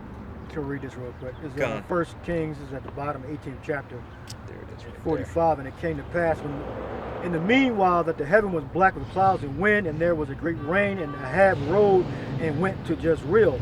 And the hand of Yahweh was upon Elijah. It's like in the hand of Yahweh was on Elijah, and he girded up his loins and ran before Ahab to the entrance of Jezreel. Damn. You look up, ran just means run, hurry, quick. All right. And he had that exchange for that cake for 40 days. That one meal. All right. Can you find it? there. No, I got it. You said GNT, right? It's like 16 in GNT. Yeah, it's 16, right? Yeah, 1674 and through 75. Con, yeah. You want me to read it? Yeah, if you got it. Con, You yeah. got it, yeah. This is Second Ezra 16 in GNT, verse 74 and 75, and it reads. It says, But listen to what the Lord says. My chosen people, the time of terrible suffering is near, but I will rescue you. Don't be afraid or have any doubts. I am your power, Yahweh Bashim Shai, and I will lead you. That's straight and to the point. All right, and notice how it mentioned chosen. Well, remember, yes, the nation itself is the chosen nation, but you have an elect within the elect. Meaning, even though Israel is the elect nation, out of that nation is going to come the 144,000 and the rest of the men, women, and children that believe. That's right. All right? That's right. But beginning with that 144,000, that's that government body, that governing body, who the Lord is going to give that spiritual ability to. All right? And that power to ultimately. Right? And we're going to be a hiding place, all right, from the wind. That's right. So it says again, if the brother would read it one more time. Yep. This is in the GNT, 2nd Ezra 16. Started 73. 73, starting at 73. It says, "This will be the time of testing for my chosen people, and they will prove to be as pure as refined gold." Right, because the Lord's already been prepping our minds for all of these things. So we already have the strength of the Spirit, experience, but ultimately that confidence in Yahweh Bashim Yahweh Shai that He's going to be with us in any situation. It's going to be the Lord's will. Let the Lord's will be done. That's going to be our confidence. That's what we're going to pull from. Like the brother said earlier, whether the Lord delivers us or not, that's just going to be our frame of mind. If Yahweh Bashim Yahweh Shai will. That's right. And because of that mindset, the Lord is going to deliver us, sustain us, okay, and save us. Go ahead. It says, verse 74, "But listen to what Yahweh says. My chosen people, the time of terrible suffering is near, but I will rescue you." Famine, pestilence, plague, sword, beasts, apparitions, earthquakes, calamity, certain disasters. Even Job was recorded, right? That's right. Out of 6 but 7 trouble shall I deliver thee. That's right. And it goes into the different forms. But 7 representing completion. Go ahead. That's right. It says, "But I will rescue you." Verse 75. Right, because we understand we need a savior and we can't rescue ourselves. That's right. You know, Yahweh Bashim Yahweh Shai is going to be our covert against the tempest. All right, go ahead. Verse 75. "Don't be afraid or have any doubts, for I am Yahweh Bashim Yahweh Shai, and I will lead you." So Yahweh Bashim Yahweh Shai is going to lead us the right way and instruct us unto salvation. Come on. It says, verse 76, "If you keep my commandment, my laws, and my commands," says Yahweh Bashim Yahweh Shai, "you must not let your sins weigh you down or control you." Right, so that's the point, you know, and we got to do to the best of our ability to keep those commandments. All right, and fulfill everything in the right faith. All right, and the Lord is going to provide for us and take care of us. So, you know, Lord's will, the elect of the nation of Israel was edified. We're going to say Panya Hakwadam, meaning to face the east. We're going to give all honor, glory, and praise unto Yahweh Ba'Shem, Yahweh Shai, Ba'Shem Rakakadash. Okay, giving double honors unto our apostles and elders of Great Millstone. Shalom to all the elect. Kwam Yashalat. Yashalat. Shalom. Shalom.